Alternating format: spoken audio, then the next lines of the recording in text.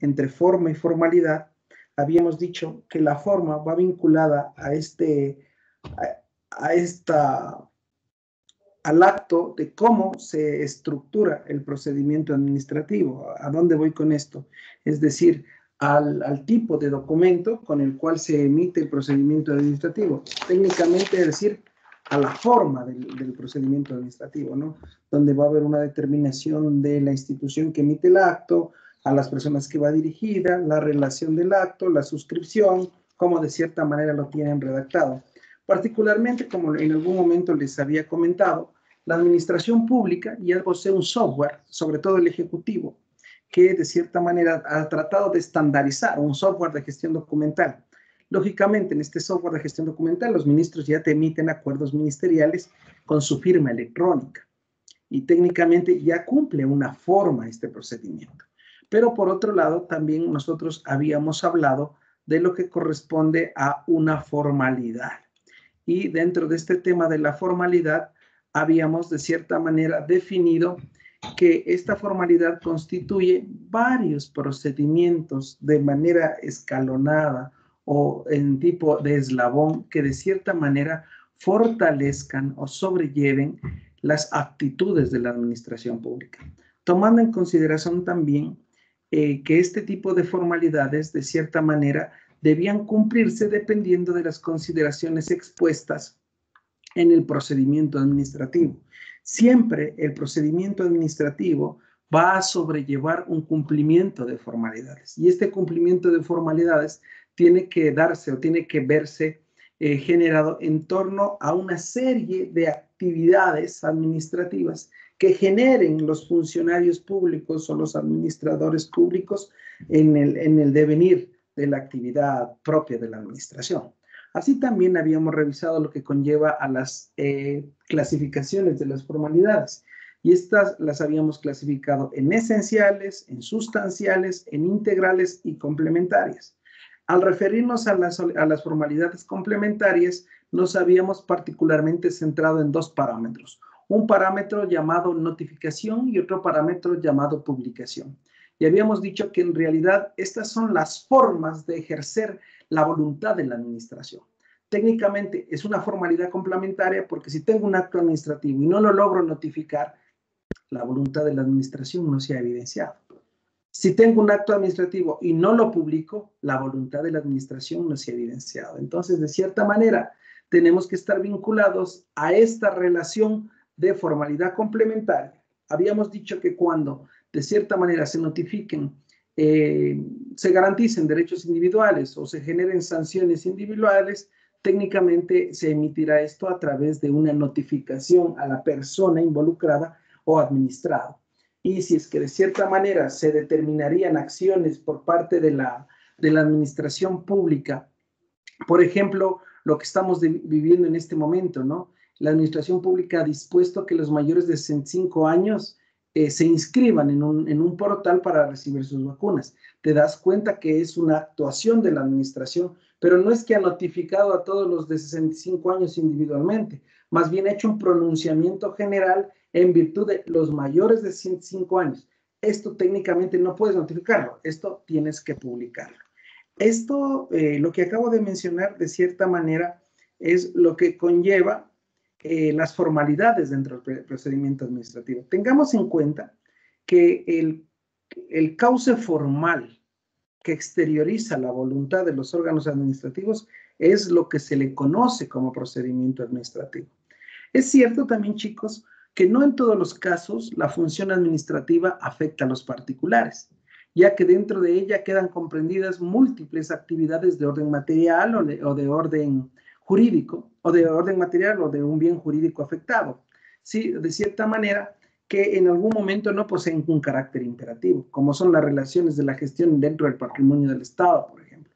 Pero excluyendo este radio, o sea, esta gestión dentro de las instituciones del patrimonio del Estado, el procedimiento adquiere una importancia grande cuando el acto que se va a realizar tiene un carácter imperativo y afecta situaciones jurídicas de los particulares. Entonces, ojo, siempre cuando yo voy y solicito alguna gestión en la administración, significa que quiero que me garantice un derecho, o a su vez, si presento una denuncia sobre mi vecino que construyó el tercer piso y de cierta manera no tenía el permiso y me está bloqueando la visibilidad a mi domicilio, técnicamente hay una denuncia. Como objeto inicial de esta denuncia, se produce un procedimiento administrativo. En nuestra legislación se establecen procedimientos administrativos especiales, como por ejemplo un procedimiento sancionatorio.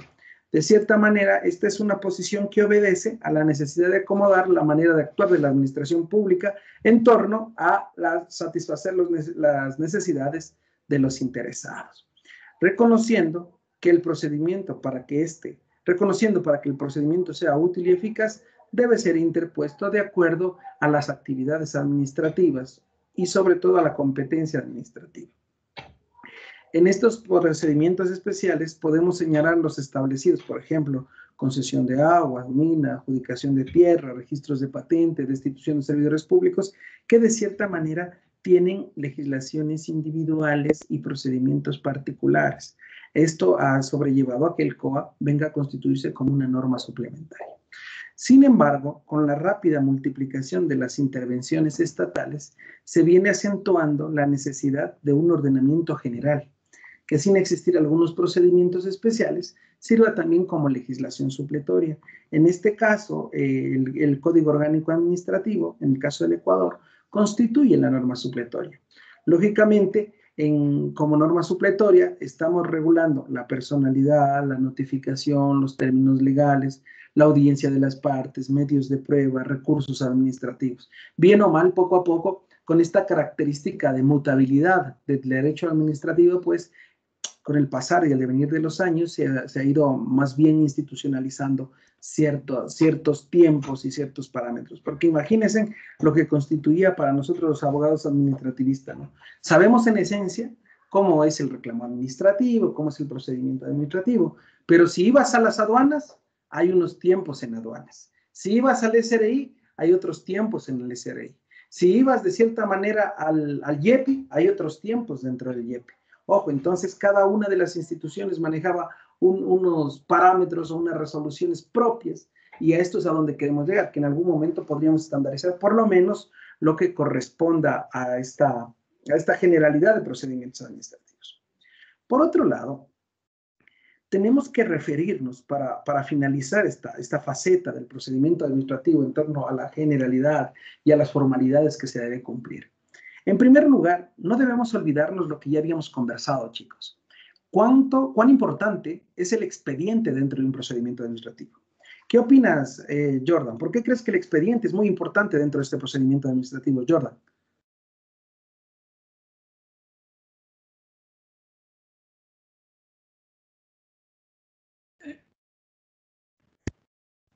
¿Me puedes repetir? ¿Por qué decíamos que el expediente era muy importante dentro del procedimiento administrativo? Ya en el acto administrativo ya lo solventamos. ¿Por qué creemos que el expediente es muy importante? Creo que está con algún tema de internet. ¿Quién nos quiere ayudar? Chicos, levante la mano. A ver, vamos desde Salinas con la Samantha.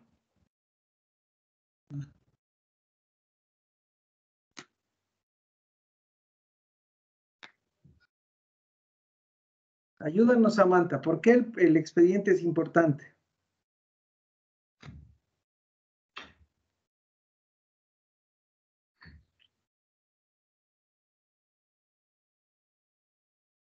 Vamos desde la SUAY con el Fabricio. ¿Por qué el expediente es importante, Fabricio? Yo cacho que el expediente es importante porque dentro de este va a contener todos los documentos que se usa para la tramitación de un proceso. Parte desde, no sé, una denuncia que se presenta, luego los elementos de prueba, los informes que se presenten, y ese expediente a la final servirá para motivar cada actuar que quedará dentro de la administración pública, porque sin el expediente no se tiene la prueba ni se tiene la certeza de que se dieron los actuares correspondientes al proceso. Ya, y volvemos bajo el mismo criterio. Recordábamos que el acto administrativo era como la máxima expresión de la voluntad de la administración pública, de esa declaración, ¿no? Y volvemos a analizar lo mismo, pero ya centrándonos en el procedimiento. Uno de los requisitos de validez del acto administrativo, recordemos que era el procedimiento. Ahora, estamos viendo este procedimiento como un factor, de cierta manera, de cumplimiento de parámetros, como nos dice el Fabricio, ¿no? Es decir, hay una serie de actuaciones, tanto privadas como públicas, que vienen a formar parte del procedimiento. Y una vez que la administración ha valorado toda esta serie de actuaciones, lógicamente va a emitir un pronunciamiento. Y ese pronunciamiento debe ser súper motivado, casi perfecto, que de cierta manera no se preste a otras interpretaciones, porque ya sabemos que cuando se presentan lagunas dentro del procedimiento administrativo, va a ser una causal para poderlo impugnar. Lógicamente, estamos viendo la percepción desde los dos parámetros. Si ustedes todos fueran funcionarios públicos, ¿no? Y estaríamos en una capacitación, y yo les estaría brindando la capacitación, les diría, el funcionario público tiene que revisar con punto y seña todas las actuaciones, el debido proceso, la Constitución, la norma que se le relaciona de acuerdo a su institución.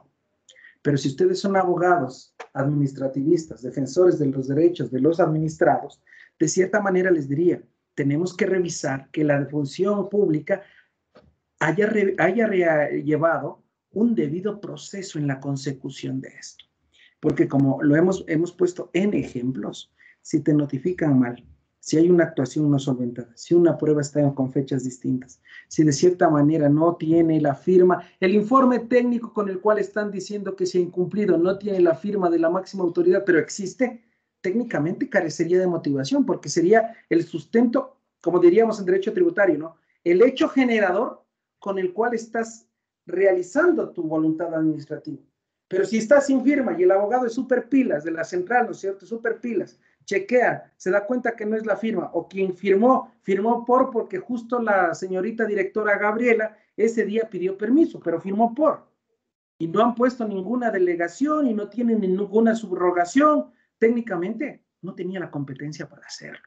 Entonces ahí generamos un proceso donde el expediente constituye un factor importante en la decisión de la voluntad de la administración. Te escucho, Miguel. Buenos días. Buenos días, doctor. Yo tengo una pregunta respecto justo a lo que nos estamos hablando ahorita de estas formalidades. Bueno, yo he podido evidenciar que por parte de la administración pública se consideran dos tipos de formalidades, o sea, las formalidades que sí son subsanables y otras que no son subsanables.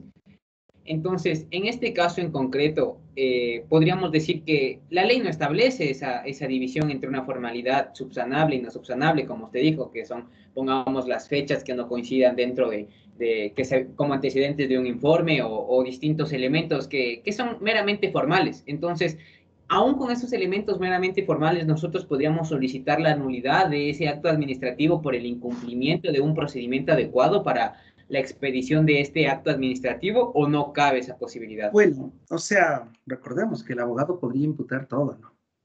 Ojo, deberías motivar tu reclamo, tu recurso. Pero me voy a referir un poco más determinante en torno a colocarles un ejemplo de lo que dice Miguel. En la Ley Orgánica del Sistema Nacional de Contratación Pública, que veremos en octavo semestre este particular, se determina en el proceso de cumplimiento de las formalidades una especie de convalidación de errores. Ejemplo, yo les pido fotocopia del RUC, que es una formalidad dentro del proceso, ¿no? Una formalidad en el procedimiento administrativo, la fotocopia del RUC. Y resulta que me pones una fotocopia del RUC, pero no se observa muy bien, es súper oscura. No puedo distinguir los nombres de quién es el RUC, menos aún los números. Yo como administración puedo solicitarte bajo este criterio que convalides. Y te digo, estimado administrador, o en este caso en contratación pública, estimado proveedor o concursante, solicito que en el término de 3 días, pues se acerque con el RUC original para convalidar la información. Ahora, el Miguel nos pone un ejemplo y nos dice, ok, pero puede haber ciertas cosas que no sean formalidades, o a pesar de ser formalidades, la administración las toma muy en cuenta y de cierta manera no, por esta circunstancia rechaza el reclamo. O a su vez te contesta diciendo que tu reclamo no es claro, que podrías de cierta manera aclarar lo que requieres. Tengamos en cuenta que para que la administración pueda archivar una especie de reclamo o de petición, debe motivarlo él mismo. Y en algún momento, ya vamos a ver en el procedimiento administrativo, cómo le da la opción al administrado a que de cierta manera le haga las correcciones y le dice, ok, definitivamente te faltó sustentar, le concede un término de 10 días para que vuelva a presentar con los argumentos deseados. Pero, o sea, viendo el bienestar común, el bienestar colectivo, de cierta manera lo que trata es de solventar las inquietudes de los interesados, mi estimado Miguel. Pero claro, va a haber algunas formalidades. Ejemplo, una de las formalidades sustanciales dentro del procedimiento administrativo cuando un interesado denuncia es que esta denuncia vaya con la firma y la copia de la cédula, con los datos del interesado. Por eso es que usted ha ido a una institución pública y le dicen, vengo a denunciar que el vecino está construyendo una pared que no me ha dejado el metraje. Te dice, ah, ya, pero ¿quién es usted? Déjeme firmando la denuncia, ponga su número de cédula, su correo y por poco ajúnteme su cédula. Ojo, entonces mira, ese es un requisito formal. Ese es un requisito formal. Entonces, si de cierta manera obvia la administración, ¿qué va a pasar? Que cuando el vecino reclame sobre ese procedimiento administrativo, le va a decir, ¿y cómo así usted me inicia un procedimiento? No sé, será la respuesta de la administración. Entonces, la administración también debe decir, mire, porque en la denuncia presentada por el ciudadano Jordi Guevara, se evidencia mediante fotografías que su retiro en el segundo piso no cumple los 3 metros que dice la ordenanza tal. Y aquí están las pruebas y mi equipo técnico ha ido a realizar la revisión in situ y evidencia lo mismo. ¿Tú crees que ahí el administrador va a decir, no, no sé de qué me están hablando? Más bien, está cumpliendo toda una formalidad. Y nos damos cuenta que esa formalidad ha permitido a que la administración tenga un mejor procedimiento administrativo. Recordemos nuestras características. Presumimos de legitimidad del acto administrativo, pero siempre creemos que es perfecto, porque hay una serie de actuaciones reales. Pero con todos los elementos que ya hemos visto durante este semestre, presumimos que va a haber unos que no pueden ser tan perfectos, porque no está el informe bien hecho, porque te sustentan un acto administrativo quizás bajo un indebido proceso. Entonces llega el Miguel siendo alcalde, ¿no? Y le dice, hola Jordan, vos que eres el administrador, ya te dije que por favor mandes a derrocar esa vivienda. Espérate, Miguel, pero vos sabes muy bien que tenemos que seguir un procedimiento. No, ya derrócale, después le notificamos. ¿Qué pasaría? Ojo, ¿qué pasaría? Estarías vulnerando los derechos. Entonces, no es como en el privado. Tú a veces, yo a veces hago unos ejemplos muy didácticos en el sentido de que estás en tu cuarto, ¿no? Y dices, a ver, voy a cambiar mi closet y mi ropa y voy a darle la vuelta a la cómoda y la pones de cabeza y lo haces.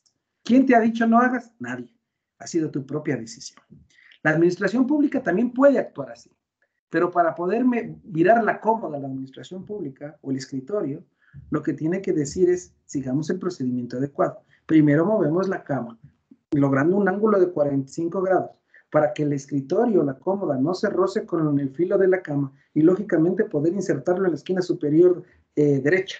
Ojo, este es el procedimiento administrativo que requiere formalidades. Hay unas formalidades, como ya lo hemos visto, que son esenciales y otras sustanciales. Unas sustanciales tanto como, si tú quieres ser becario, y uno de los requisitos para ser becario es que cumplas 9.5 y entregues la certificación con el sello de la universidad. Esa es una formalidad, pues. No es que vas a decir, pero ya le entregué copia simple. ¿Por qué estarán tanto? Si tú eres el interesado, ¿qué te pasará ahí? Deberás entregar como te pide la administración. Recordemos que la administración tiene todo el poder frente a eso. Entonces, Miguel, depende de los procedimientos, depende de la formalidad que quizás estés incumpliendo, pero generalmente, soy muy honesto, tú para ir a sacar la licencia de conducir, te dice, debe cumplir estos requisitos. Si no cumple, te darán la licencia. No. Así falte uno, no te dan. Y no es que te dicen, Miguel, tráigame el examen de la vista más lueguito, ya, yo le pongo ya para la... Nunca va a pasar eso.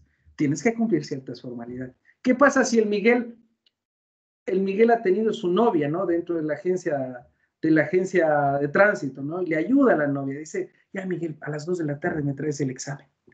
Le ayuda, sale con la licencia feliz. ¿Tú crees que el Miguel vuelve? ¿Sí? Y te deja un hueco dentro del procedimiento.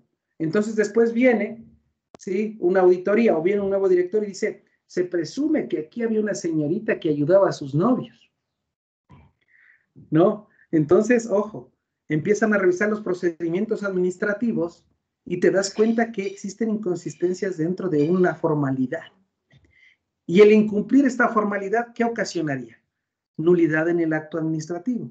¿Cuál es la máxima expresión de la voluntad de la administración en este caso que le estoy colocando? La emisión de la licencia. Entonces, después le emiten al correo electrónico del Miguel una notificación y le dicen, señor Miguel, de conformidad tal, se evidencia que no se ha cumplido con el debido proceso, por lo tanto, su acto administrativo es nulo. El Miguel va a poner un grito en el aire y va a decir, en mis clases de administrativo me recordaba que cuando ya me notificaban automáticamente era un principio de estabilidad y la irrevocabilidad es el principio. Entonces voy a reclamar mis derechos que me están afectando. Entonces, mira, en este ejemplo te puedes dar cuenta cómo una falta de una formalidad puede ocasionar miles de inconvenientes a la administración pública.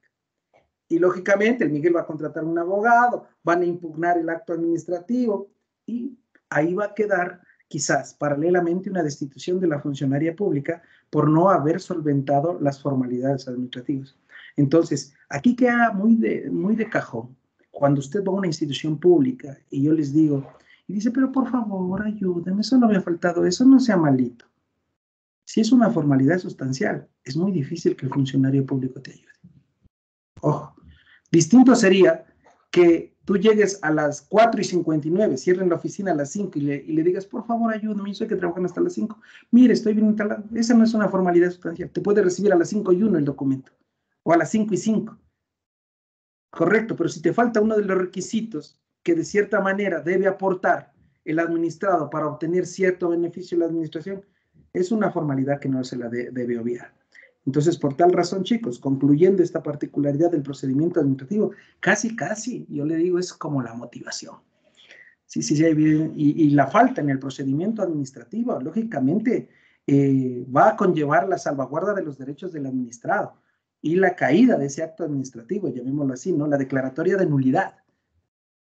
Entonces, ¿cuán importante es? Yo les había puesto como ejemplo cuando hablábamos de la impugnación y sobre todo de la nulidad absoluta y de la nulidad relativa, les había dicho, ¿no? Que en el procedimiento administrativo, cuando tú revisas el expediente, de cierta manera, ahí tú puedes valorar si de la revisión del expediente procede una nulidad absoluta porque se ha vulnerado normativa expresa, o a su vez procede una nulidad relativa o anulabilidad, porque de cierta manera lo que se ha hecho es obviar una formalidad del procedimiento.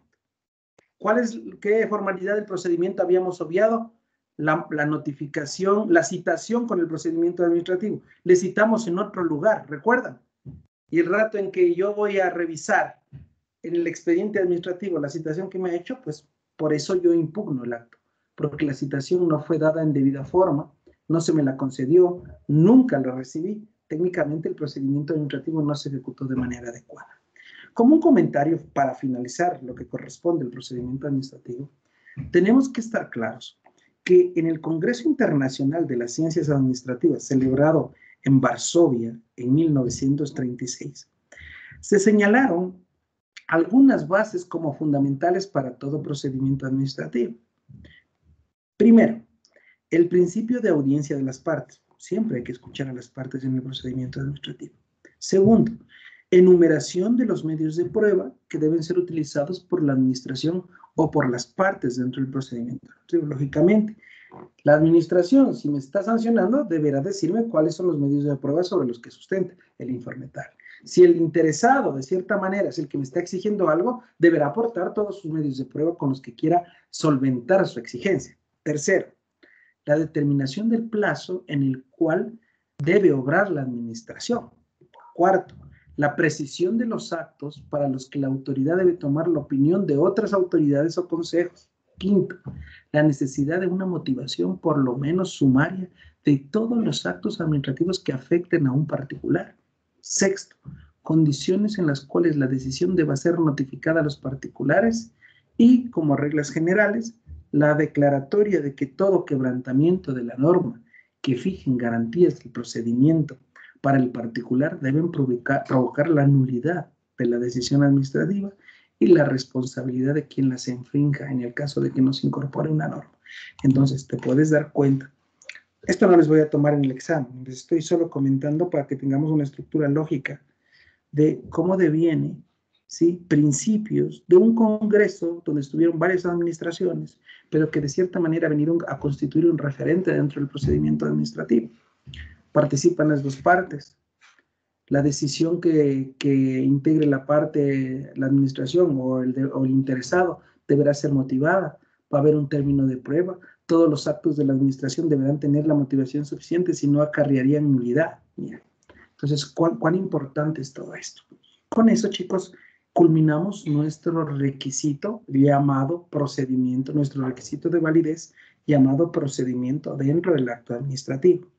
Nos queda por revisar dos temas sumamente importantes dentro del procedimiento administrativo. Y a esto sí, someternos a lo que nos determina el Código Orgánico Administrativo en torno a este procedimiento. Para lo cual, procedo a compartir, ¿sí? Déjenme revisarle, por favor. Procedo a compartir. Un segundito.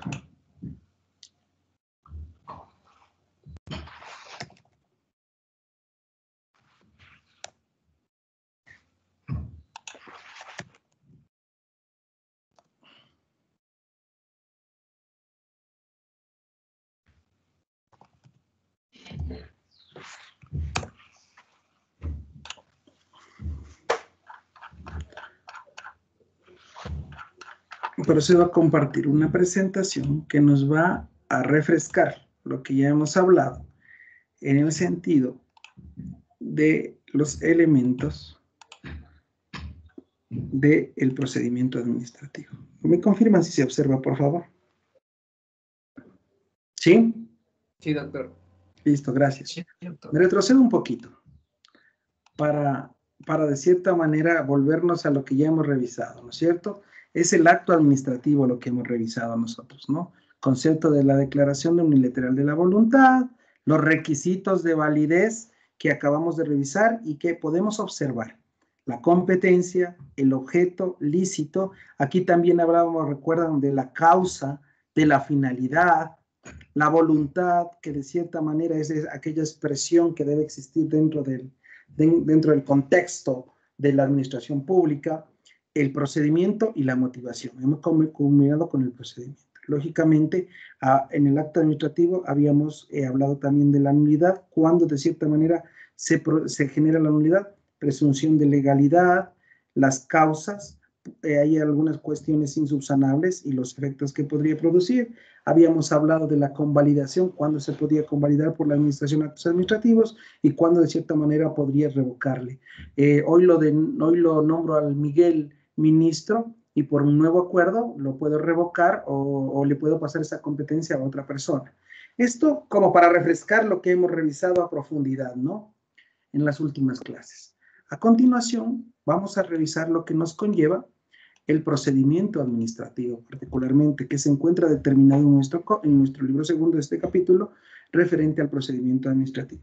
Ya sabemos a qué se refiere todo lo que conlleva el procedimiento, pero dentro de este procedimiento vamos a analizar, en primer lugar, la procedencia, cómo se genera el procedimiento administrativo, ¿sí?, las personas interesadas, la representación, términos, plazos y normas. Todo esto, de cierta manera, ya se encuentra establecido en nuestro Código Orgánico Administrativo. Recordemos, esta presentación que ustedes están viendo, la tienen libre en el Internet. Pero, de cierta manera, aquí solo te hace una revisión temática de lo que dice el COA. Lo que vamos a ir en el día de hoy es quizás del procedimiento administrativo para poder definir cómo de cierta manera tienen que presentarse los trámites. Entonces, ¿cuándo procede o cuándo se genera un procedimiento administrativo? Entonces vamos revisando en particular, les voy a dejar por ahí eso, ¿no?, para que de cierta manera vayamos argumentando. Recordemos antes de eso que un procedimiento administrativo tiene una etapa de inicio, una etapa de calificación del procedimiento, una etapa de prueba y una etapa de resolución. Eso en conocimiento general para que usted lo tenga. Más adelante lo vamos a ver con un poquito mayor de detenimiento. Pero por el momento quería comentarles eso para ir tomando en consideración lo que vamos a ir hablando.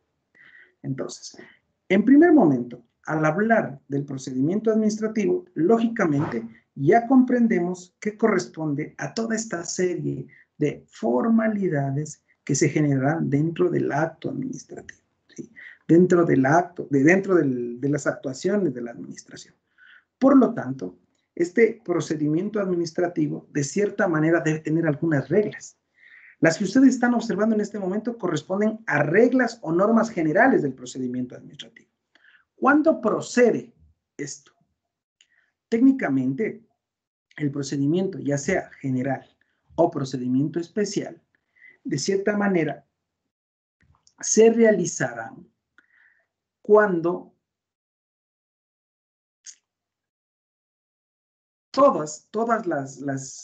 los administradores o la propia administración, de cierta manera, evidencie alguna inconformidad o requiera garantizar un derecho hacia el administrado.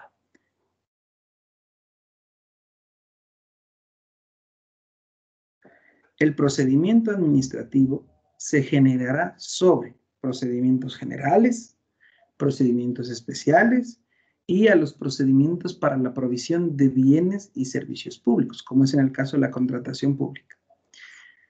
No se aplicarán a los procedimientos derivados del control de recursos públicos. Es decir, un procedimiento administrativo no deviene del efecto de cómo se están ejecutando los recursos públicos. Los reclamos administrativos, las controversias que las personas puedan plantear ante las administraciones públicas y la actividad de la administración pública para que no se prevea un procedimiento específico, se sustancian en procedimiento administrativo. ¿A quién le corresponde la dirección del procedimiento administrativo? El único órgano responsable de estar a cargo del procedimiento administrativo es la administración pública. Entonces, cuando yo le pregunte en nuestra evaluación oral, ¿quién está a cargo del procedimiento administrativo? Si me dice el titular administrado, 0. Si me dice la administración pública es la única responsable, va teniendo mayor consecución. Solo la administración pública le corresponde la dirección del procedimiento administrativo. Lógicamente, en el ejercicio de las competencias. Sebas quiere iniciar un procedimiento administrativo en el SDI. ¿Quién será el responsable? No me va a decir el Ministerio de Educación. Será el Servicio de Rentas Internas el responsable del procedimiento administrativo. Ustedes se han dado cuenta que cuando usted quiere presentar un reclamo en una institución pública, sí le pueden recibir cualquier reclamo o cualquier denuncia como usted la quiera plantear. Lógicamente lo que le dicen es preséntela por escrito y pónganos ahí de manera clara cuál es su intención. Pero también el Código Orgánico Administrativo le da la facultad a la administración pública que en el mejor de los casos genere formularios y modelos para que puedan presentarse las denuncias por parte del interesado o la propia administración genere el inicio de un procedimiento administrativo. En un procedimiento administrativo se generarán actuaciones orales y audiencias. La administración pública puede convocar, de ser necesario, a audiencias que requiera para garantizar el principio de inmediación, ¿no? En el procedimiento administrativo. Estas audiencias pueden generarse de oficio, es decir, por la propia voluntad de la administración o a petición de la parte interesada. Esta competencia, ¿sí?, de generar audiencias o actuaciones orales es facultativa de la administración y se ejercerá sin que afecten las etapas o los términos o plazos previstos para cada uno de los procedimientos administrativos. Dentro del procedimiento administrativo, también se hace notar como un parámetro, como una regla general, la razón de recepción. Técnicamente, ¿qué entendemos por razón de recepción? ¿Alguien de ustedes me puede comentar? Ya en sexto semestre ya sabemos qué es una razón de recepción. ¿Qué entiende usted por una razón de recepción?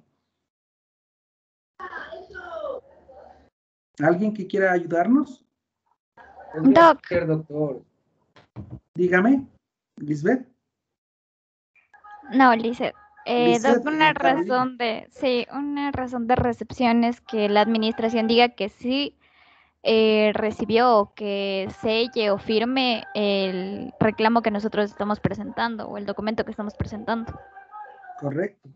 O sea, se da de parte y parte, ¿no? Tú vas a la administración y le dices, ok, vengo a dejar este documento, por favor, póngame la firma, el día, la hora, la fecha, su nombre, su número de teléfono, lo que usted quiera.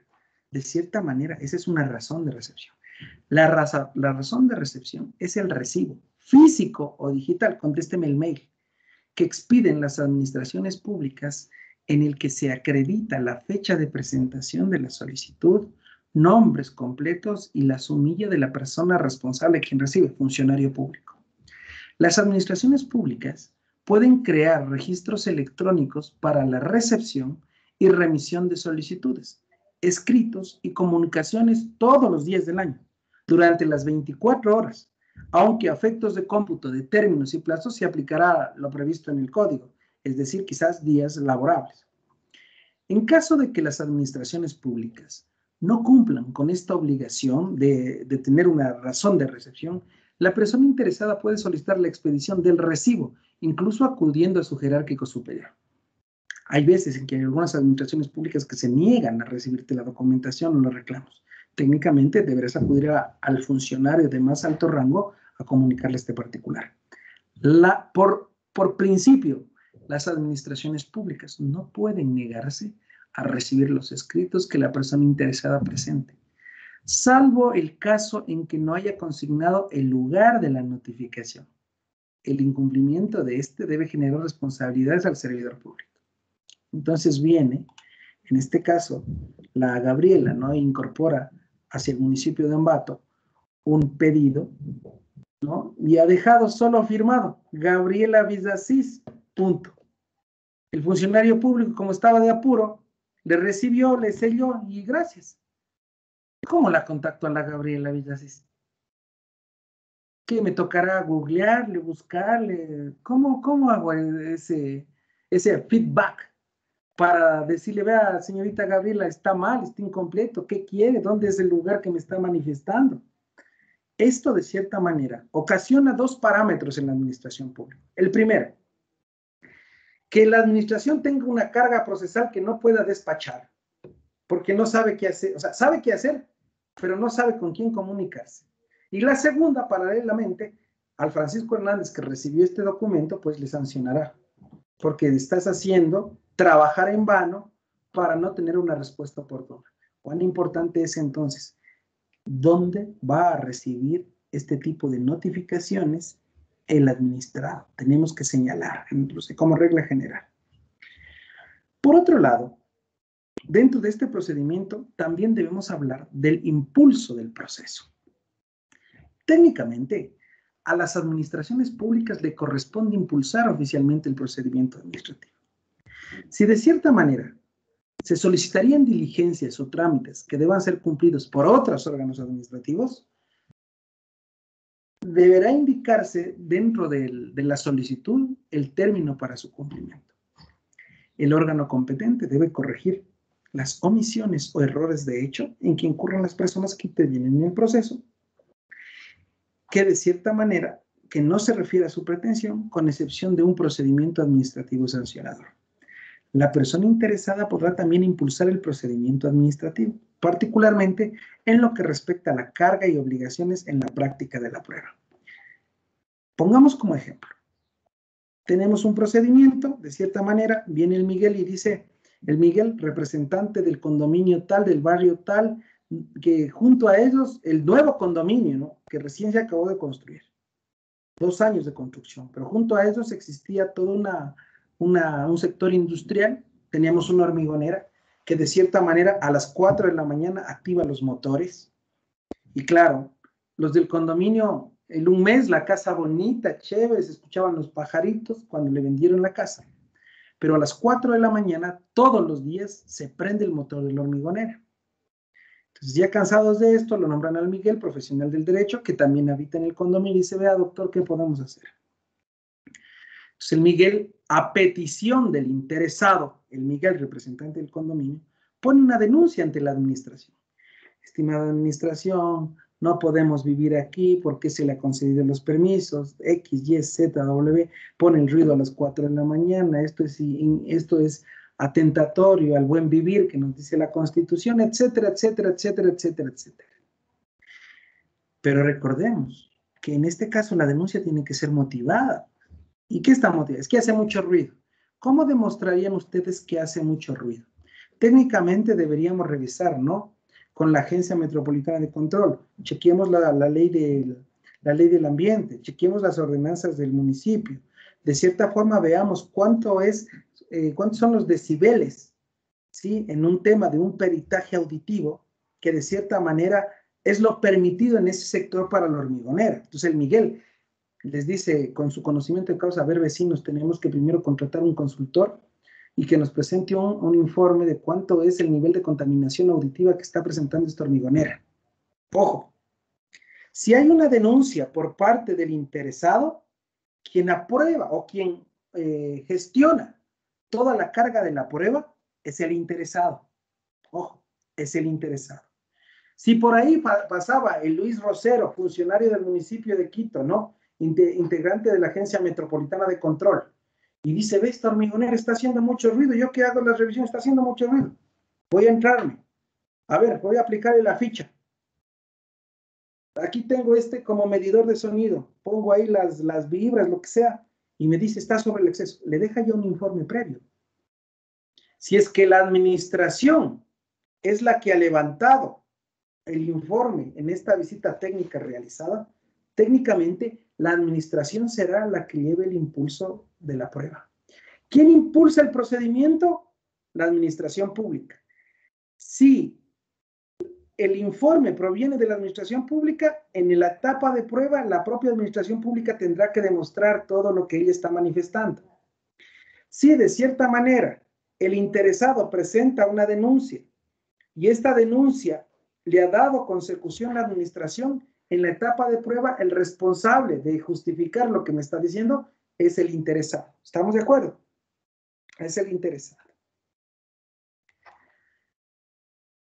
Continuando nuestro proceso de revisión, una vez que ya sabemos lo que ha ocurrido, técnicamente en las normas generales, también se permite una subsanación. Cuando alguno de los actos que la persona interesada no reúne los requisitos necesarios, la administración pública le notificará para que en un término de 10 días subsane su omisión. Mira, lo que nos decía el Sebas, ¿no? Y decía, pero doctor, si solo le ha faltado algo, que sea una formalidad, hasta ese chance te da la administración pública. Te dice, vea, señor interesado que ha denunciado, le hace falta esto. Te vuelve a generar un comunicado a tu domicilio de notificación y tú tendrás 10 días para justificarlo. Mira. Entonces pienso que el actuar de la administración está bien porque su objetivo es satisfacer los intereses de los administrados. Entonces podemos subsanar. La administración especificará los requisitos que deben ser enmendados por la persona interesada con la indicación del fundamento legal y técnico o económico que de cierta manera se requiera subsanar.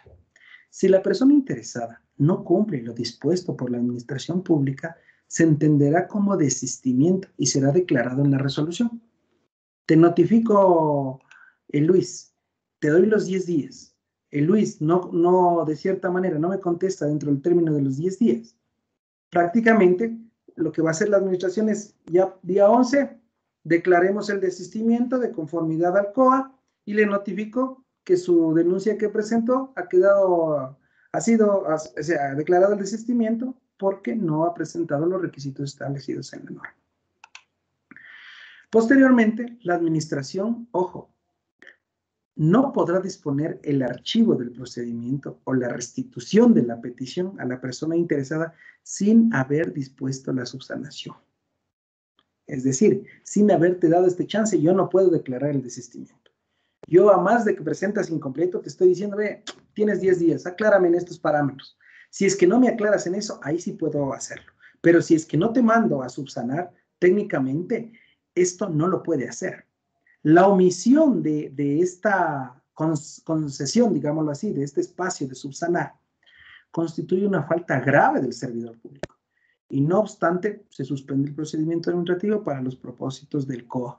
Pero al ser una falta grave, recordemos que la falta grave dentro de la función pública constituye una causal de destitución del funcionario público. Entonces, siendo metódicos, ustedes ya en unos 3 años de pasar yo por el municipio, así los he de ver en la Procuraduría y sentados, con N cantidad de procedimientos administrativos, ¿no? Tratando de despachar. Y ahí dicen, es que a todos hay que contestarle. Ya me he encontrado con algunos. Doc, usted ya sabe esto, me dicen. A todos hay que contestarles. Si pongan cualquier cosa, a todos hay que contestarles, porque mi puesto está en riesgo. Entonces, este es el proceso o el efecto de la subsanación. Como otro parámetro general, dentro del proceso de subsanación, también hay cosas o particularidades que no se puede subsanar. Y estas son 4. 1. Información o documentos que la misma administración pública posee y que debe mantener los archivos. ¿Cómo le voy a decir? Estimado administrador, tráigame el informe técnico con el cual la administración, estimado administrador, subsane su denuncia porque no ha presentado el informe del municipio. Eso no tienes que subsanar. El mismo municipio tendrá que obtener el informe. No puedes mandarle a subsanar esto al administrado. Segundo parámetro. Los requisitos materiales que no se encuentren previstos. Digamos que tenemos toda una serie de formalidades y por ahí pues resulta que es sumamente chévere y que le ponga como requisito, qué sé yo, detalle de las llamadas recibidas con la debida certificación de la entidad que presta el servicio telefónico. Ese no es un requisito. ¿Cómo así me está pidiendo, subsanando esto? Ojo. También puede ser ese, no es un requisito de subsanación. Tercer lugar, la forma de acreditar los requisitos materiales previstos en el ordenamiento jurídico cuando la persona interesada ha demostrado su cumplimiento a través de cualquier medio de prueba. Yo en mi denuncia ya le presento todos los requisitos. Y además de eso me dicen, es que no está completo. Yo sé que está completo. Otra cosa es que la administración puede hacerse el loco. Y en cuarto momento, una actuación enmendada por la persona interesada de acuerdo con las instrucciones de la administración pública siendo efectuadas con posterioridad. A veces el interesado te presenta una petición en un documento X y lógicamente no se ve muy bien, le dice que se acerque y ese rato le llenan a mano. Es un oficio y hecho en computador después de nada a mano. Eso tampoco le permiten subsanarlo. Esto con lo que conlleva al tema de la subsanación. También en normas generales hablamos de una orden del despacho. Por criterio o por principio lógico, creemos que si entra el primero inicialmente, en el orden que ingresen los trámites debe despachar. Lógicamente, solo se permitirá el despacho en un orden totalmente distinto si es que de cierta manera se generarían algunos parámetros de urgencia para la administración pública, ¿no? El despacho de expedientes se realizará de acuerdo al orden cronológico de recepción, salvo las razones justificadas que de cierta manera la administración los determine. También en algún momento, dentro de estos principios generales, podemos hablar de la acumulación objetiva y de la acumulación subjetiva de requerimientos. ¿Qué es una acumulación subjetiva? Cuando las pretensiones correspondientes a una pluralidad de administrados, es decir, a todos los vecinos del condominio, cuando exista varias pretensiones presentadas por todos los vecinos del condominio, tengan el mismo contenido y sean iguales o se sustancien iguales, pueden ser formuladas en una solicitud única. No presenta el vecino Sebastián, sino que presenta todos los vecinos del condominio. Hacen una reunión y dice, aquí tengo 20 pedidos. La administración lo que va a hacer es unir todos estos 20 pedidos y sobre esos 20 pedidos generar un solo procedimiento administrativo. A esto, de cierta manera, le llamamos acumulación subjetiva. Pero también tenemos la acumulación objetiva o disgregación de asuntos. Cuando el órgano administrativo inicia un trámite o un procedimiento, cualquiera que haya sido la forma de inicio, por petición del interesado o por parte de la administración pública, de cierta manera puede disponer su acumulación a otros en los que guarda identidad sustancial o íntima conexión. Ojo, entonces, en este caso puede haber un caso donde ya estés tratando, un procedimiento donde estés tratando algún parámetro, pues vas a solicitar la acumulación, en ese caso objetivo de integración. Con la decisión de esta acumulación, pues se genera ciertos parámetros para lograr una celeridad procesal por parte de la administración. Lógicamente va a existir un expediente administrativo, todos los documentos que se emanen dentro de todas las actuaciones generadas en el procedimiento. El expediente electrónico también es gravitante. Ahora las administraciones públicas lo que han hecho es generar un escaneo de todo su expediente, tener estas reproducciones digitalizadas.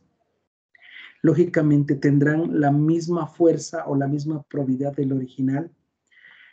Hay que tomar en cuenta que en algún momento pueden producirse modificaciones al expediente, ¿sí? Quizás por alguna situación, pero en ningún momento no se introducirá, no pueden introducirse enmendaduras, alteraciones, interlineados ni agregados en los documentos una vez hayan sido incorporados. Entonces, la modificación del expediente, ¿cuál será? Previo al inicio del procedimiento administrativo, cada abogado deberá revisar todo lo que aporta. Si es que usted ya aporta y, uy, este documento ha estado un poco borroso, o aquí nos ha faltado poner un párrafo, vamos a la administración que nos devuelva para incluirlo, que nos deje poner a mano, técnicamente no se permiten las modificaciones en el expediente. Fotocopias de los archivos públicos. Las copias de un archivo público obtenidas por las administraciones públicas no requieren certificación ni autorización o actuación de la persona interesada. Esto de cierta manera ya también se lo determina en el reglamento o en la ley de optimización de trámites administrativos, que si es que tú tienes registros electrónicos o tienes copias de algunos escritos de las administraciones públicas, la administración pública no puede decirte o no puede generar una solicitud de copias certificadas de estos procesos. Dentro de la administración pública, ojo, las administraciones públicas organizan y mantienen los archivos públicos de conformidad a la Regla Técnica Nacional de Archivo. Tengo una pregunta. Veo que ya ha rebajado la mano. No sé qué estudiante estaba solicitando la palabra, por favor. No le concedí hasta culminar el tema nada más. Yo tengo una pregunta. Dígame, ¿con quién tengo el gusto? Pero igual pregunta, entonces estoy robando la pregunta a alguien. ¿Podría repetir, por favor, la parte de la acumulación objetiva?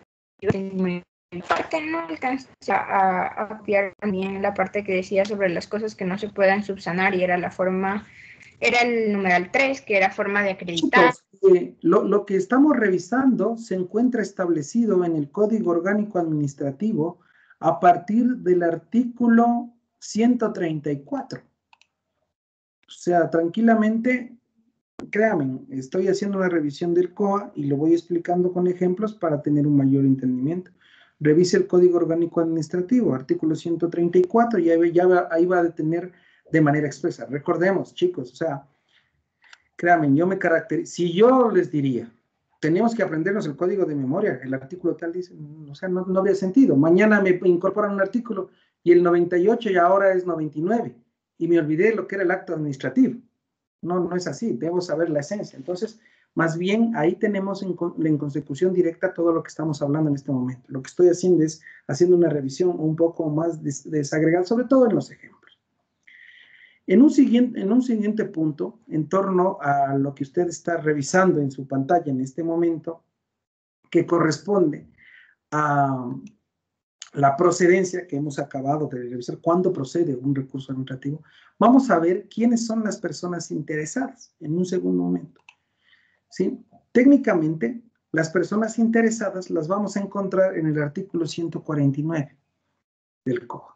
Y este artículo nos dice que, a más de la administración pública, que lógicamente va a ser quien genere el acto administrativo, se considera persona interesada en el procedimiento ¿a quién? A la persona que promueva el procedimiento como titular de los derechos o intereses individuales o colectivos, es decir, el Sebastián como representante del condominio o como por sus propios derechos comparece como habitante del sector. Sí, lógicamente, en el caso de representante, más adelante chequearemos a qué se refiere este tema de la representación. ¿sí? En un segundo lugar, quien invoque los derechos subjetivos o acredite intereses legítimos dentro de ese procedimiento administrativo. Quien acredite ser titular de los derechos o intereses legítimos en esas asociaciones u organizaciones, lógicamente, hay algunas organizaciones que ya y actúas como representante. Hay otras organizaciones que no están constituidas. El ejemplo del barrio. Sí, hay barrios que sí están constituidos, pero no está regularizada su directivo, pero tiene un líder. El líder es el galo. Entonces el galo va y de cierta manera, puede también solicitar el inicio de un procedimiento administrativo. Tengamos en cuenta que todas las personas deben tener la capacidad del ejercicio. Bajo este criterio, haciendo relación a lo que nos manifestaba nuestro Código Civil, todos los ciudadanos somos capaces, ¿sí? Salvo que seas declarado incapaz bajo las condiciones que determine el Código. Entonces, técnicamente, ahí vamos a revisar lo que nos corresponde a la capacidad. Y en algún momento también puede existir terceros interesados como una relación de afectaciones o de beneficios en torno a la determinación de la voluntad generada por parte de la administración pública, ¿sí? Entonces, si hay un interesado un tercer interesado dentro de la administración, dentro del procedimiento administrativo, también puede formar parte dentro de esta motivación o a quien definimos como persona interesada dentro del procedimiento administrativo. En un segundo momento, vamos a hablar de la representación. ¿Quién es el representante? Nosotros comprendemos y entendemos claramente que un representante es la persona interesada o delegado de muchas personas interesadas del colectivo para, de cierta manera, enfrentarse a la administración. Lógicamente, esta persona o la representación se debe acreditar en el procedimiento administrativo por cualquier medio válido. Inclusive, este documento de representación le permitirá a esta ciudadano, de cierta manera, a comparecer frente a la administración. Técnicamente, como les había ya manifestado, si es que no tienes una representación de una persona jurídica constituida, de igual manera la administración te hace válida tu representación, así seas de la asociación, del barrio, etcétera, etcétera. La administración pública siempre se dirigirá al representante para todas las actuaciones del procedimiento, para lo cual, de cierta manera, esta administración lo ha habilitado como delegado, como contraparte del procedimiento administrativo. ¿Qué sucedería si de cierta manera falta la representación? Lo que les había dicho, yo nombro un representante, dice el Miguel, mañana tenemos reunión, yo me voy. Llega la reunión, a la audiencia en el municipio y le dicen, a ver, ¿usted quién es? Yo soy el representante del condominio Jilgueritos, que queda al lado de la hormigonera tal. Y le dice, ¿me puede facilitar su acreditación como representante? No, pero es que solo ha sido verbal, nunca me han dicho que presente. Ojo, la administración va a recibir tu intervención. Va a recibir tu intervención. Pero técnicamente te va a conceder un término para que presentes esa ratificación de tu intervención como representante. Si en el caso, ¿sí? Este término es de 10 días, ¿no? Si en el caso que tú, dentro de los 10 días posteriores a tu intervención, no presentes la documentación en la cual ratificas tu representación o la representación de ese colectivo, se declararán nulas todas las actuaciones que tú representaste por no haber acreditado, ¿sí? tu representación. El falso representante, será responsable de los daños provocados por la administración pública y a terceros. Los daños de la administración pública se liquidarán judicialmente en un procedimiento ordinario. Técnicamente, la administración pública conservará la validez de las actuaciones de trámite para las que no sean necesarias la intervención de un representante. ¿Se puede revocar la representación? Como toda determinación, claro. Es importante, por ejemplo, en derecho civil, cuando tú vas a un juicio, cuando te nombran otro abogado que participe dentro de la causa, están revocándote tu representación, en este caso de tu cliente.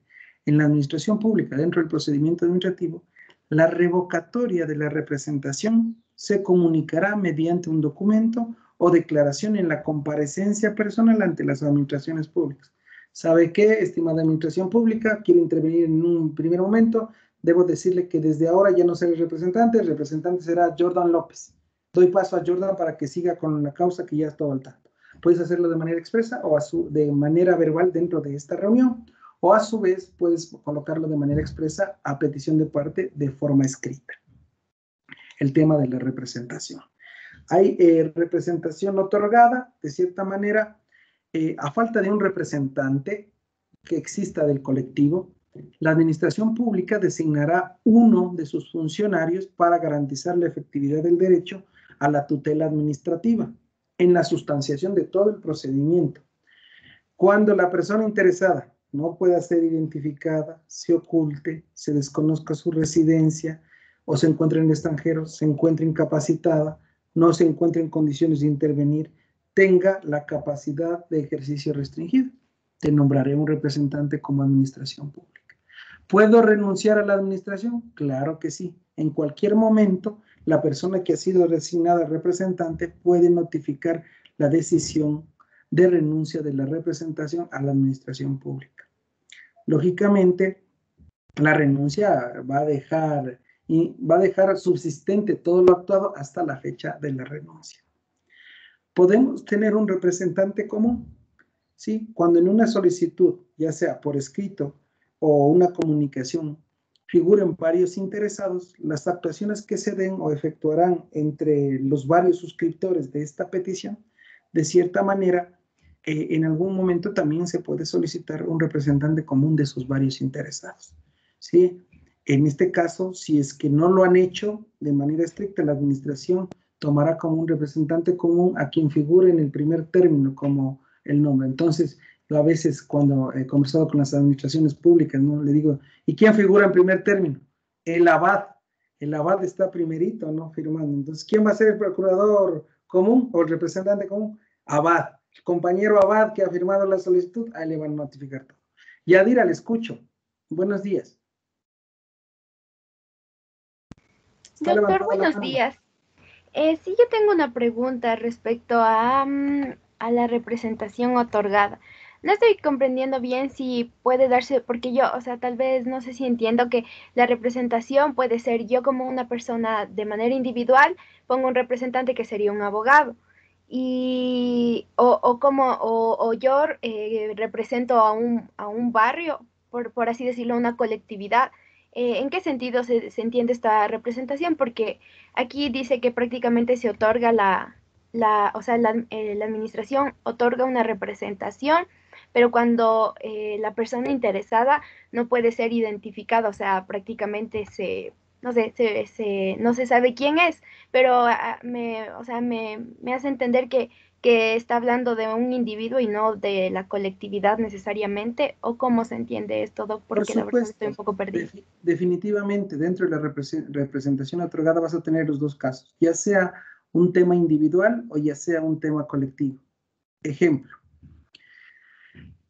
por ahí un buen vecino le ha hecho una petición al indigente Francisco Hernández, que siempre deambula por el centro histórico, para que de cierta manera el municipio de Quito le conceda un espacio dentro de sus casas de acogida, ejemplo.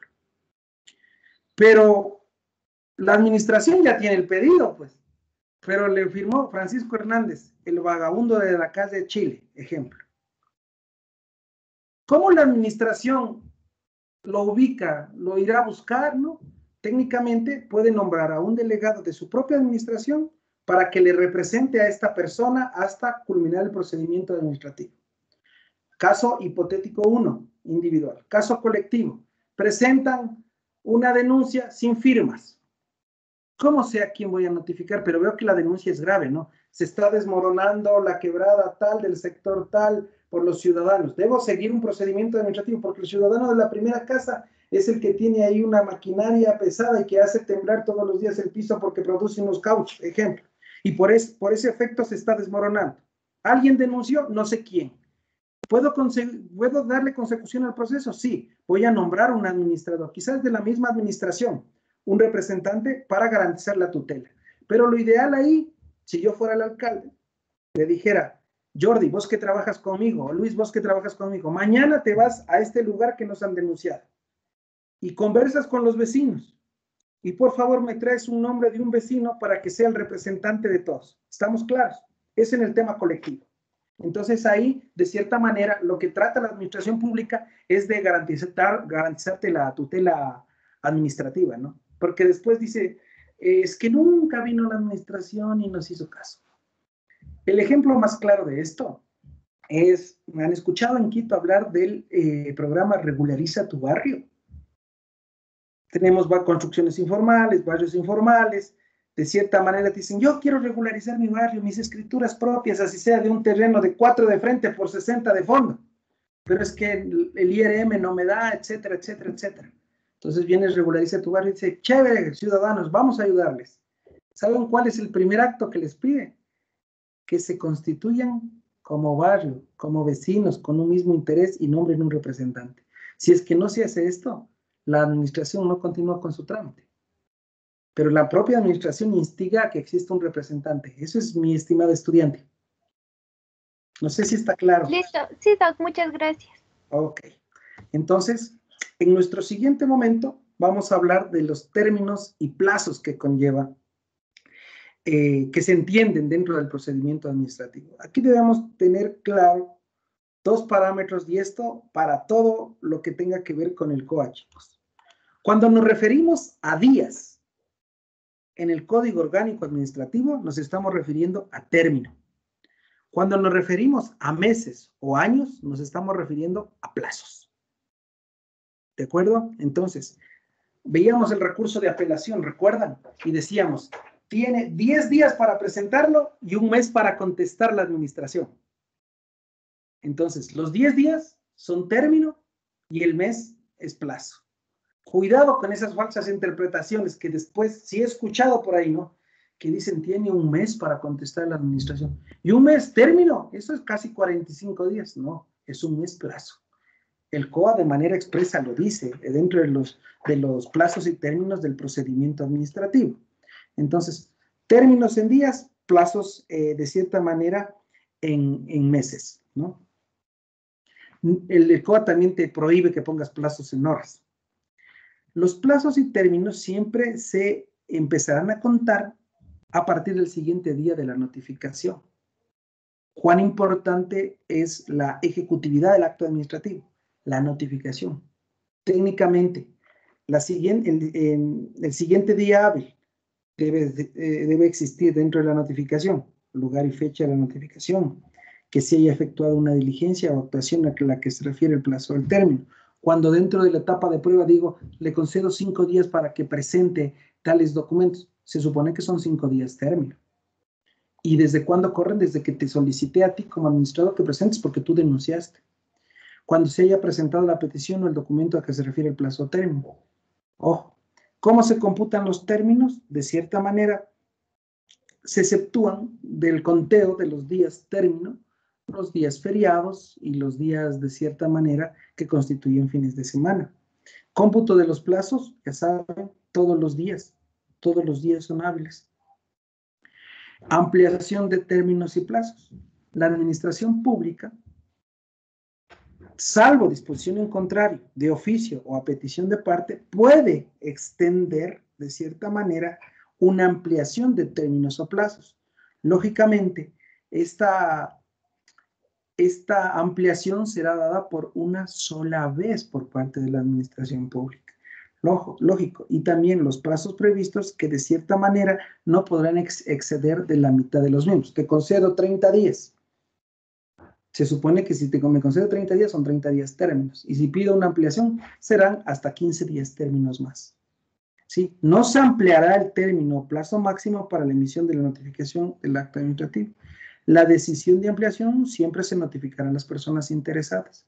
Las decisiones de ampliaciones de términos o plazos no son susceptibles de incorporar recursos. ¿Se puede suspender de cierta manera los plazos y los términos dentro del procedimiento administrativo? Claro que sí. En un procedimiento administrativo sí se pueden suspender únicamente los plazos por algunas circunstancias, como por ejemplo, cuando de cierta manera puedas requerir una información a la persona que presentó la denuncia, a la persona interesada, y que sea muy difícil subsanarla. Entonces se podrá suspender el procedimiento administrativo hasta que se genere esto. Cuando la misma administración solicita informes a otra administración y le dice, sabe que este informe se concede en 30 días, técnicamente la administración también puede suspender el plazo. Cuando deban realizarse pruebas técnicas o análisis periciales o análisis contradictorios, de cierta manera también puede quedar suspendido el procedimiento administrativo. Cuando se inicia un procedimiento de negociación para alcanzar una terminación por un convenio entre las partes que intervienen en el procedimiento administrativo, también de cierta manera se puede suspender el proceso. Cuando exista caso fortuito o fuerza mayor, suspendemos el proceso.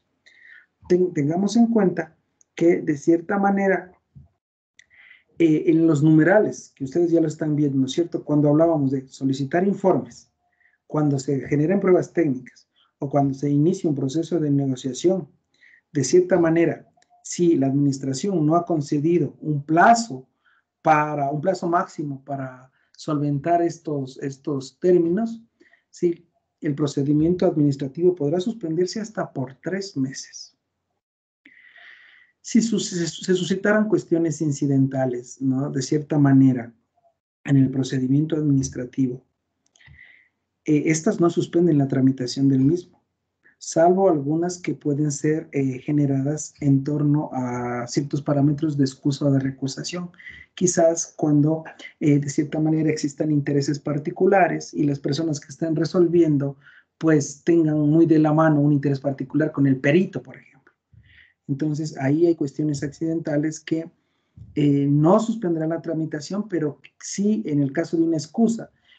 Ejemplo, mis padres están en un litigio con el municipio de Quito, en un procedimiento administrativo, y lógicamente contratan, yo estoy calificado con el municipio para hacer los peritajes en torno a levantamientos topográficos, y resulta que este caso me sortean y me toca a mí. Automáticamente es una cuestión incidental. Que lo que yo sí solicitaría, yo me voy a excusar de tomar cuenta de eso porque voy a constituirme juez y parte.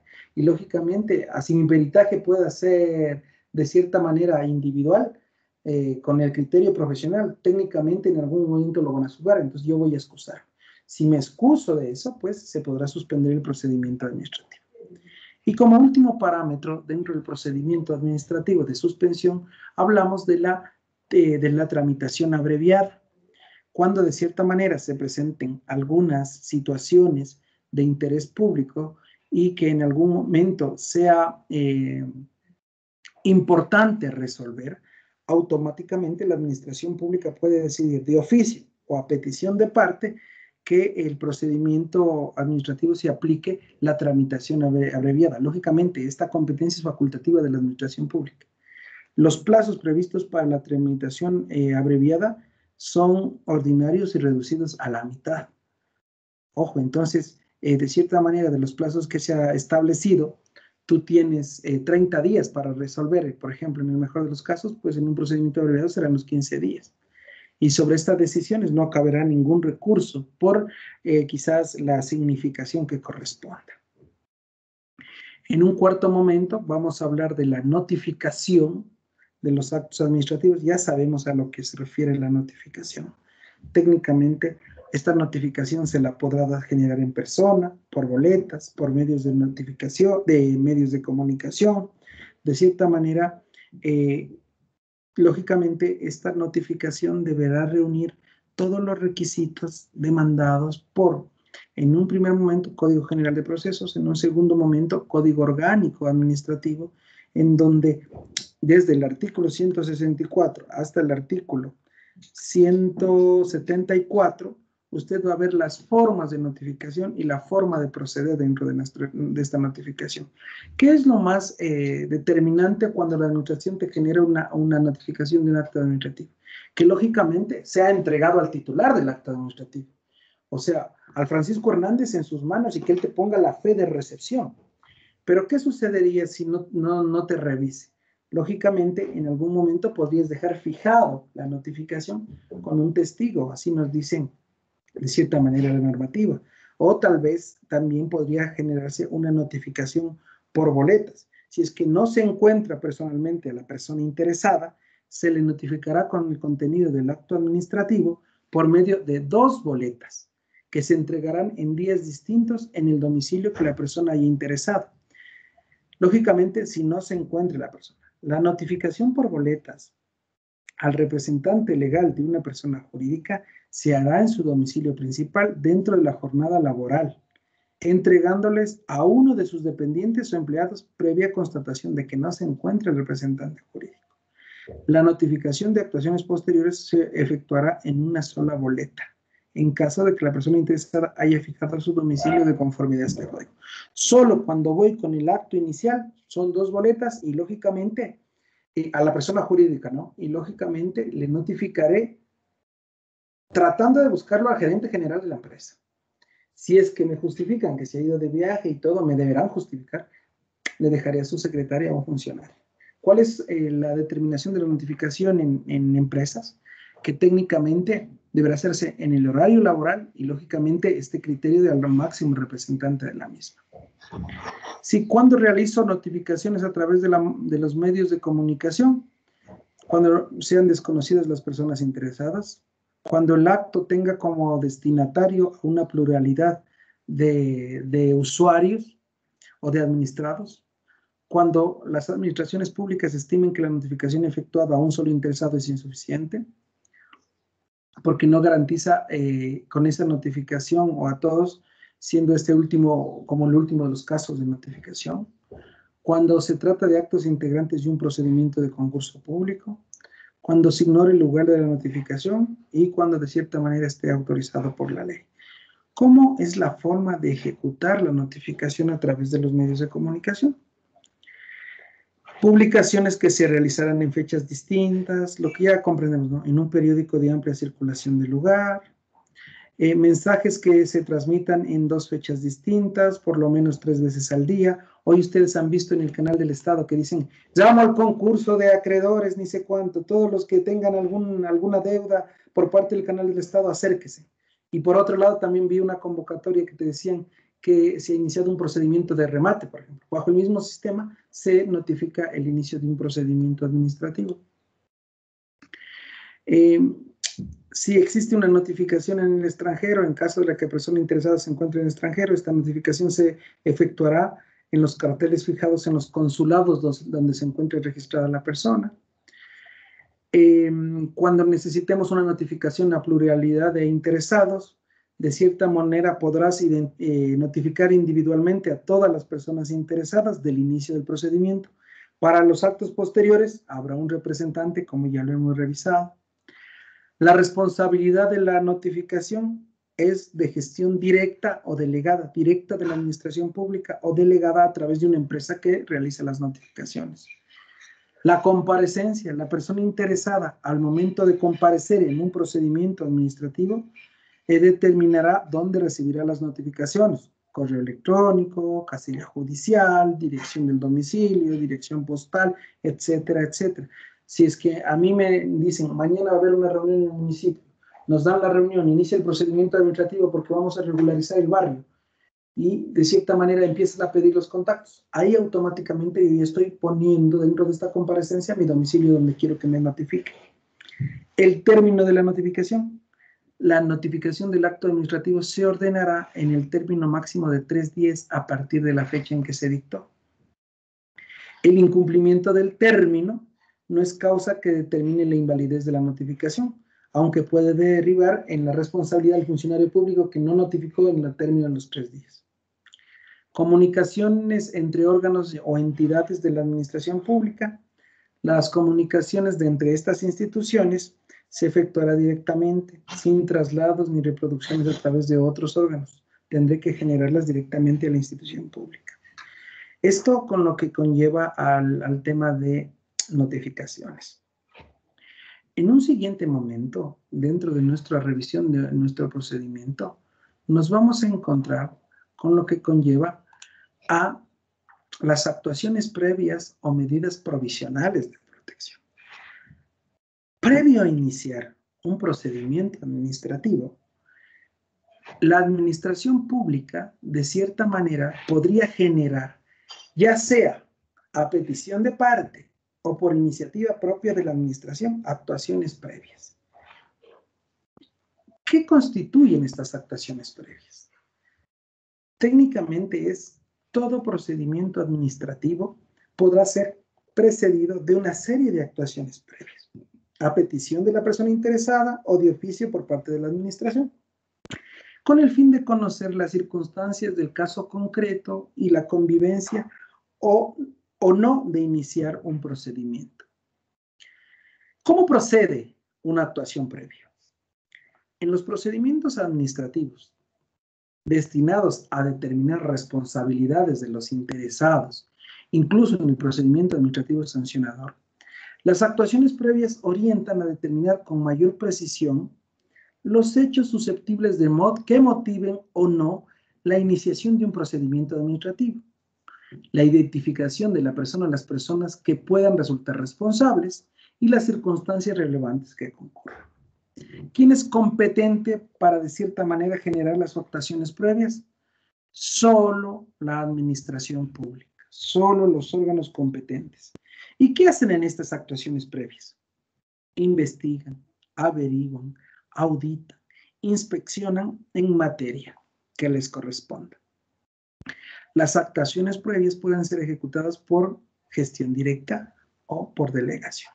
Ejemplo, en el mismo caso de la hormigonera, llega la empresa tal, Perico de los Palotes, acreditadora de revisiones auditivas en el Distrito Metropolitano de Quito. Vengo a hacer el control a su empresa en torno a la contaminación auditiva, me aplica las valoraciones y emite una resolución que estoy incumpliendo los parámetros, los límites en torno a la contaminación auditiva. Este informe, de cierta manera, o esta empresa puede tener una competencia delegada para generar actuaciones previas. Le notificará a la administración pública y la administración pública emitirá las actuaciones previas o las decisiones. Lógicamente, esto le va a permitir a la administración iniciar o no un procedimiento administrativo. Es como, yo siempre le comparo la actuación previa como una revisión flash. ¿No? Vamos acá, sí, incumple, iniciamos el procedimiento. Es para que de cierta manera la administración pública pueda seguir atendiendo muchos más procedimientos administrativos y no colapse. Así podemos ir generando una actuación previa. ¿Cómo se tramita esta actuación previa? Como conclusión de las actuaciones previas se emitirá un informe que podrá, en el ejemplo que les pongo, ¿no? Que se pone en conocimiento de la persona interesada para que manifieste en relación a su inconformidad lo que se ha evidenciado en el informe del hormigonero de los hallazgos preliminares. Dentro de los 10 días posteriores a su notificación, que podrán prorrogarse hasta por 5 días más a petición de la persona interesada. Mira, cuando la administración pública estime que la información o los documentos que se obtengan en este tipo de actuaciones previas pueden servir como instrumentos de prueba, podrá, a consideración de la persona interesada, en copia certificada para que manifieste su criterio de si los utiliza o no, ya aquí con una intención de crear un procedimiento administrativo. Lógicamente, el criterio de que tenga la persona interesada también va a ser valorado por la institución pública, pues, para ver si es que lo incorporo integralmente o solo en lo que compete dentro del procedimiento administrativo. Y estas actuaciones previas también devienen bajo un criterio de caducidad. Una vez que se ha dispuesto el inicio de actuaciones previas sobre X asunto, la decisión de inicio del procedimiento administrativo se notificará a la persona interesada en el plazo de 6 meses contados desde el acto administrativo con el que se ordenan las actuaciones previas. Si de cierta manera han transcurrido los 6 meses y no se ha actuado de ninguna manera dentro de este término, dentro de este plazo, son 6 meses, ojo. Concluido este plazo, caduca el ejercicio de la potestad pública sancionadora, determinadora o cualquier otro carácter que tenga la administración pública. Ojo, la declaración de la caducidad puede ser obtenida en vía administrativa o mediante un procedimiento sumario. La misma administración se va a dar cuenta que inició una actuación previa, que han pasado 6 meses y que no ha hecho nada en 6 meses. La misma administración va a realizar la declaración de la caducidad. Eso en lo que conlleva actuaciones previas. En un siguiente momento vamos a hablar de medidas provisionales de protección. ¿A qué nos referimos con medidas provisionales de protección? Cuando, de cierta manera, previo a un procedimiento administrativo, la administración pública puede dictar medidas provisionales de protección y de cierta forma puede adoptar medidas como secuestro, retención, prohibición de enajenar, clausura de establecimiento, suspensión de la actividad comercial, en este caso, retiros de los productos, desalojo, limitaciones. De cierta manera, algunas de estas medidas provisionales, esto es algo nuevo incorporado en el COA, ¿no?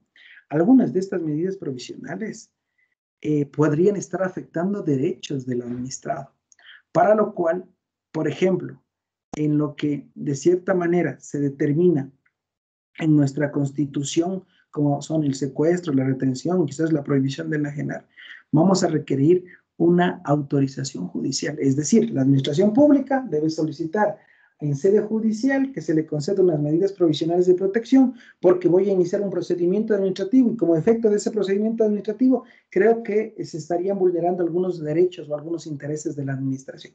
Por lo tanto, señor juez, solicito se me digne determinar medidas provisionales de protección en contra de estas personas por este caso.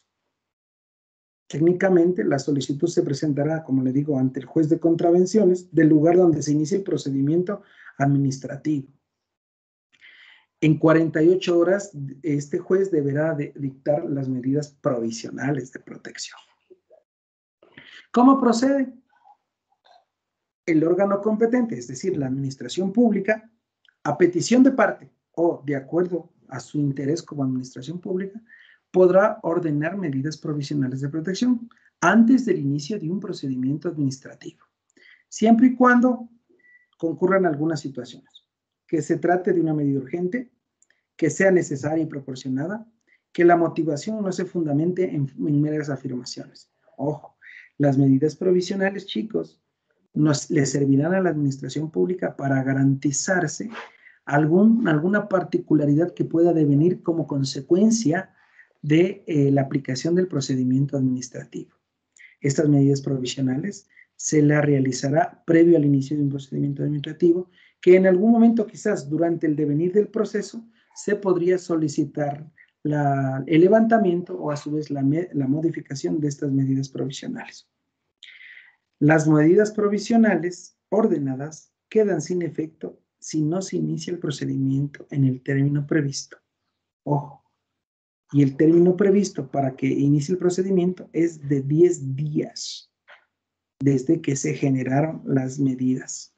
10 días ya sabemos que corresponde al término. Las medidas provisionales de protección se adoptarán garantizando el derecho establecido en la Constitución, ¿no? Todos los principios en torno a, en este caso, a respetar los derechos de los administrados. ¿Cuándo no se pueden dar medidas provisionales?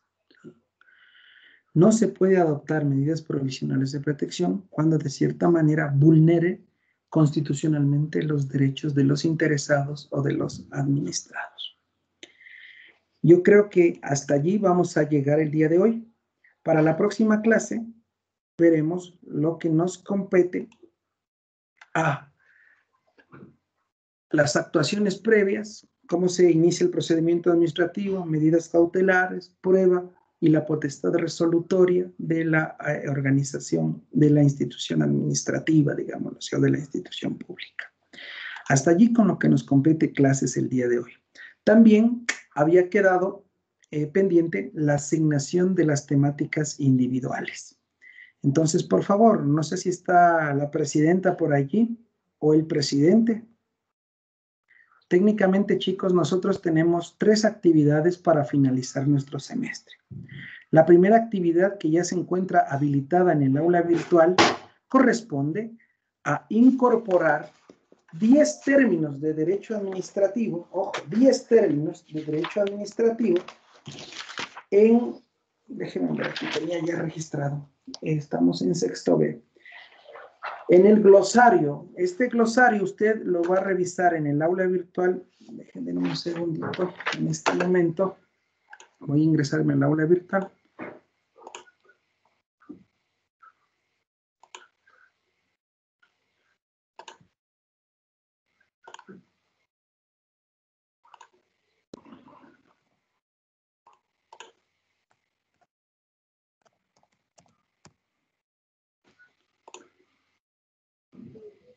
Ya en este momento me estoy ingresando al aula virtual y usted va a poder revisar en el sexto B, en la unidad 2, en la parte inferior va a tener dos actividades. La primera que corresponde al glosario, aquí ya lo tiene. Cada uno de los estudiantes deberá incorporar 10 palabras a este glosario. Lógicamente, ojo, yo voy a poner derecho administrativo. Mire con lo que estoy haciendo. ¿Sí? Voy a añadir entrada, ¿no? Cada uno tiene que hacer esto. Concepto, derecho administrativo. Si ven cómo lo estoy escribiendo, de cierta manera, la primera palabra con mayúscula y la segunda palabra con mayúscula. Aquí pondré la palabra, aquí pondré mi definición, pondré la fuente de donde obtuve, y si a su vez es un concepto que yo lo generé, pondré mi nombre, Luis Rosero. No hay problema. Tengo que incluir 10 palabras bajo este criterio. ¿Hasta cuándo va a estar habilitado el tema del glosario? Va a estar habilitado hasta el día 21 de marzo. ¿De acuerdo? Entonces, hasta el 21 de marzo tenemos que generar nuestro glosario de derecho administrativo. 10 palabras de todo el semestre. Eso va a tener una valoración de 1 punto, ¿no? Dentro de la actividad individual. ¿Está claro? ¿Alguna pregunta sobre esto, chicos? Ya voy registrando ya. No se pueden repetir las palabras, y cuidado. Pone el Francisco Hernández, perdón, Luis Rosero pone derecho administrativo como les indiqué. El Francisco Hernández, como es pila, pone derecho y administrativo, ya no pone con mayúscula la segunda. El sistema le va a reconocer, pero yo ya me voy a dar cuenta que lo hicieron así. O pone todo en mayúsculas, el sistema le va a reconocer. Entonces, la primera letra mayúscula de cada una de las palabras. Si es compuesto, lo hacemos así. Si es individual, solo la primera letra. Ojo, yo revisaré, a mí me emite un reporte en el aula virtual y voy a ver cuántas palabras de cierta... O sea, primero reviso todas las palabras. Si encuentro estas inconsistencias, las elimino. Y una vez eliminadas, cuento cuántas cada uno de ustedes ha colocado. Son 10 palabras, ¿de acuerdo? Entonces, eso hasta el 21 de marzo. Siguiente. Doctor. Escucho. Usted dijo que el sistema determina si es que las palabras ya están ingresadas, porque si no, ¿cómo determinamos qué palabras vamos poniendo cada uno? Porque somos 52 y va a salir como, obviamente, 520 palabras. Ejemplo, mi estimado Fabricio. Si es que ya yo puse derecho administrativo y vos quieres volver a poner derecho administrativo, te va a decir, palabra ya existe. El sistema te lo va a poner así. Hagamos el ejemplo, ¿ya? Ojo, a ver, pongámosle aquí, ley. ¿No es cierto? Ay, perdón.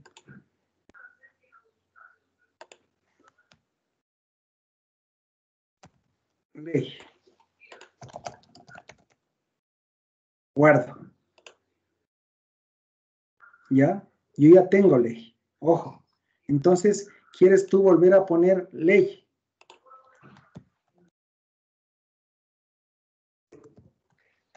Ley. Verá lo que sucede. Mire. ¿Estamos de acuerdo? ¿Está claro, chicos? Listo, doctor, sí, gracias. Ya, entonces, ahí doctor, estamos con nuestra actividad, pero voy a borrar lo que dice ley. Doctor, una pregunta. Nos había dicho que pongamos una definición en la fuente y también un comentario, o puede ser... No. José, si tú, por ejemplo, pones la ley y qué es la ley para Kant, me vas a poner ley y cuya referencia va a ser CAN, de donde tú obtuviste. Pero si, por ejemplo, yo digo derecho administrativo y digo que mi concepto de derecho administrativo es el conjunto de normas que regulan las relaciones entre la administración y los administrados para satisfacer los fines constitucionales, si eso es parte de mí, voy a poner Hernández Francisco, nada más. ¿De acuerdo? Ok, sí, doctor, muchas gracias. Listo. Pero ojo, nada de Google Académico, nada de Wikipedia, nada de Rincón del ni sé qué. Necesito definiciones, o bien armadas por ti como estudiante de Derecho, o bien obtenidas de algún texto, lógicamente relacionadas de Derecho Administrativo. Eso con lo que compete a nuestra primera actividad. Nuestra siguiente actividad va a ser relacionada con un ensayo de 2000 palabras. Voy igual a unidad 2 y les pongo ensayo de 2000 palabras. ¿Sí? Esta fecha de entrega será hasta el martes 23 de marzo. Ya, y el ensayo, ojo, y el ensayo tendrá una sola temática. Ojo, para todos. Requisitos de validez del acto administrativo. Ese es el ensayo, de 2000 palabras. Requisitos de validez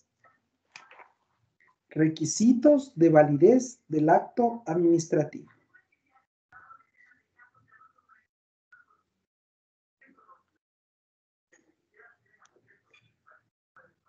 ¿De acuerdo? ¿Alguna pregunta sobre el ensayo? Doctor, el ensayo puede ser de cualquier aspecto que nosotros consideremos referente al tema macro, ¿verdad? Por eso, Sebas, es súper amplio, ¿no?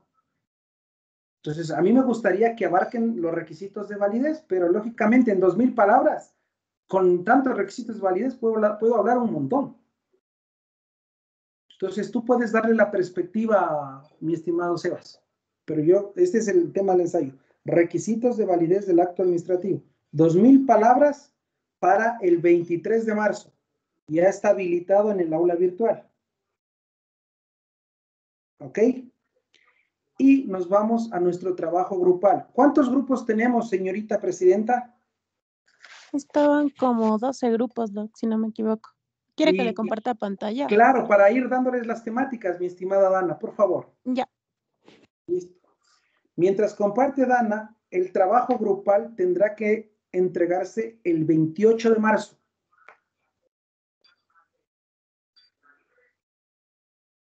¿Listo? Vamos a trabajar con los mismos grupos. Si me ayudas con los grupos sería fabuloso, Dana, para poderles ir enseñando, por favor.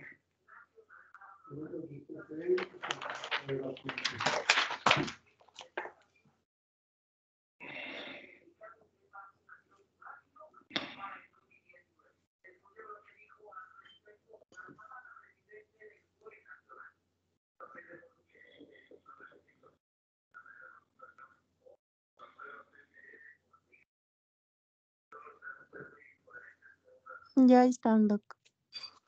Listo, ahí están los ¿no? anteriores temas, pero ya los vamos borrando. No hay problema. Le podemos poner al lado, por favor. No habría problema. Ya. ¿Ya? Entonces, ¿continúan los mismos grupos? Mi pregunta primera es esa, mi estimado Dani. Yo creería que sí. ¿Sí? Porque fue igual por afinidad. Ya, perfecto. Entonces vamos con... No le borres los otros grupos. Déjame ver hasta abajo, hasta dónde tenemos los trabajos grupales determinados, hecho administrativo. ¿Puedes bajarle, por favor? Bájale, por favor. Bájale, por favor. Elementos del derecho. Ya, perfecto, no hay problema. Listo. Entonces, vamos con el grupo número 1.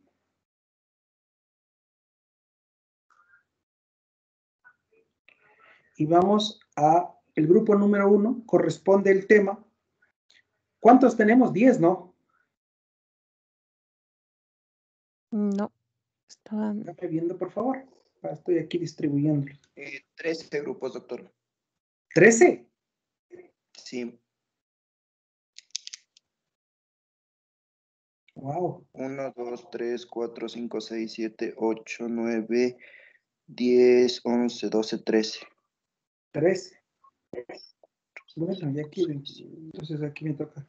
Sí, porque el último tema fue el silencio administrativo, que fue del último grupo. Sí, sí. Gracias. Ya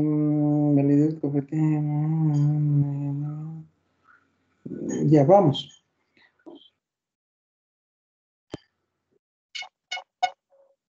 Vamos a hablar, en primer lugar, primer grupo, validez del acto administrativo, estimada Dana. Si le puedes ir ahí colocando, no sé si le haces salado mejor, porque después vayan a confundir si vayan a poner las dos cosas ahí.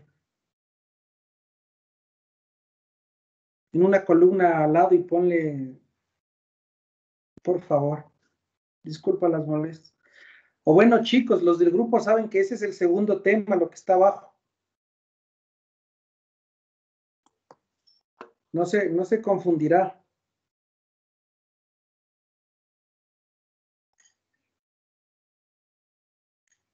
Por favor. Porque si no, ahí sí podríamos tener...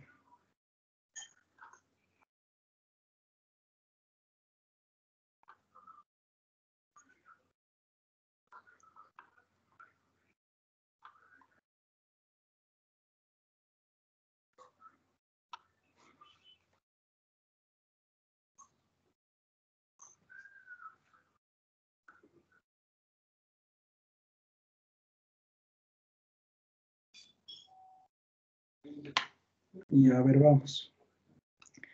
Entonces, el primero, validez del acto administrativo. Tema 2 del segundo, competencia en el acto administrativo.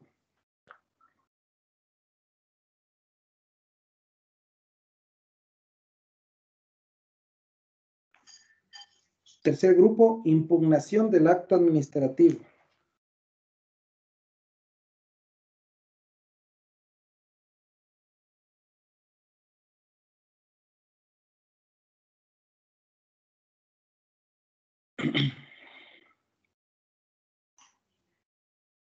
Tercer grupo, impugnación.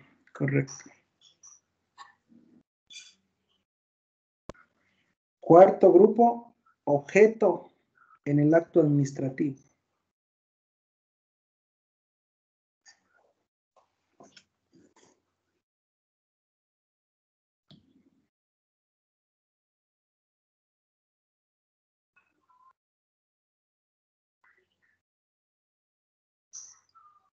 El objeto en el acto administrativo, muy bien.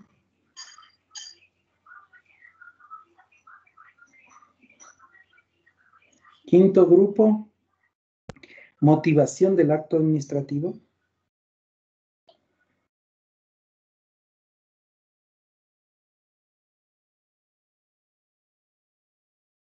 Motivación del acto administrativo, Dana.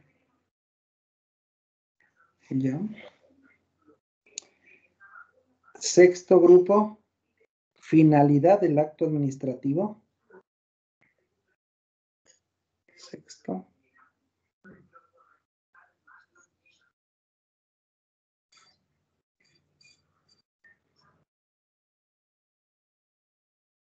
Finalidad del acto administrativo. Tema 2. Séptimo grupo, procedimiento administrativo.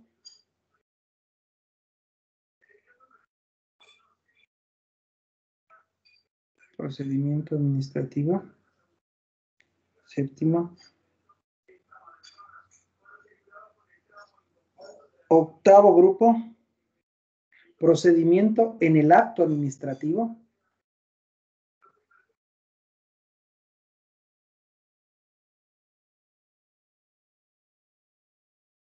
Ya.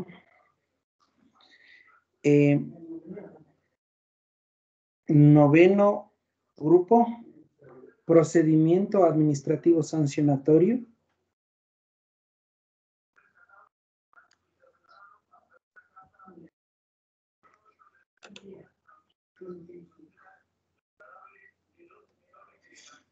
Noveno grupo, procedimiento administrativo sancionatorio. Décimo grupo, presunción de legitimidad.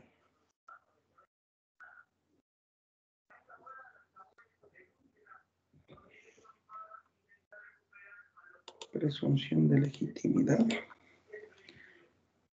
Tema, nos toca el tema número 11. Nulidad del acto administrativo.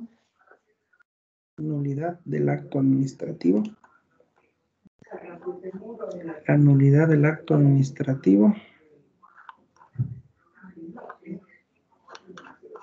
Déjenme revisar. Nulidad del acto administrativo. Denme un segundito nada más.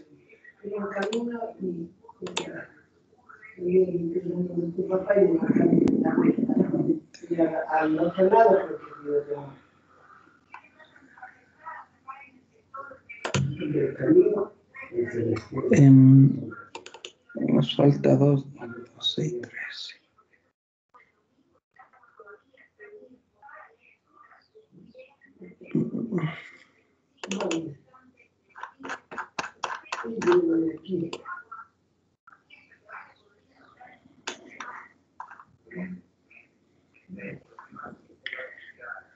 Vamos a hablar de la potestad resolutoria de la administración pública.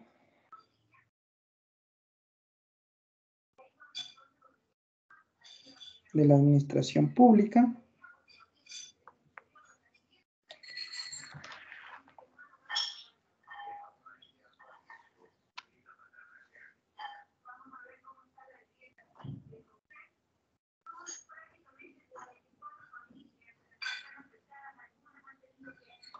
Y vamos a hablar de los recursos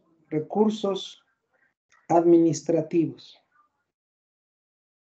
Apelación y extraordinario de revisión. El último grupo. 13, ¿no? Recursos administrativos. Sí, ajá.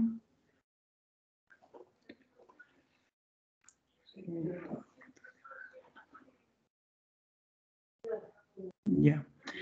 ¿Puedes subirte, por favor, para ver cómo quedó? Recursos administrativos, unidad del acto administrativo, presunción de legitimidad.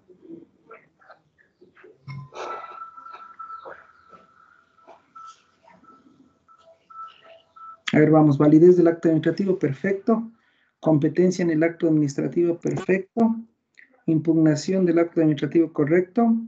Objeto en el acto administrativo, perfecto. Motivación del acto administrativo, ok. Finalidad del acto administrativo, correcto. Siguiente. Procedimiento administrativo, perfecto. Procedimiento en el acto administrativo. Ojo, aquí hay que distinguir. Procedimiento administrativo, lo que acabamos de revisar. Y procedimiento del acto administrativo, las formalidades que hablábamos, ¿no? Cómo debe darse. Ya aquí, procedimiento administrativo sancionador o sancionatorio. Ponle sancionador, así lo van a encontrar. Procedimiento administrativo sancionador van a encontrarlo.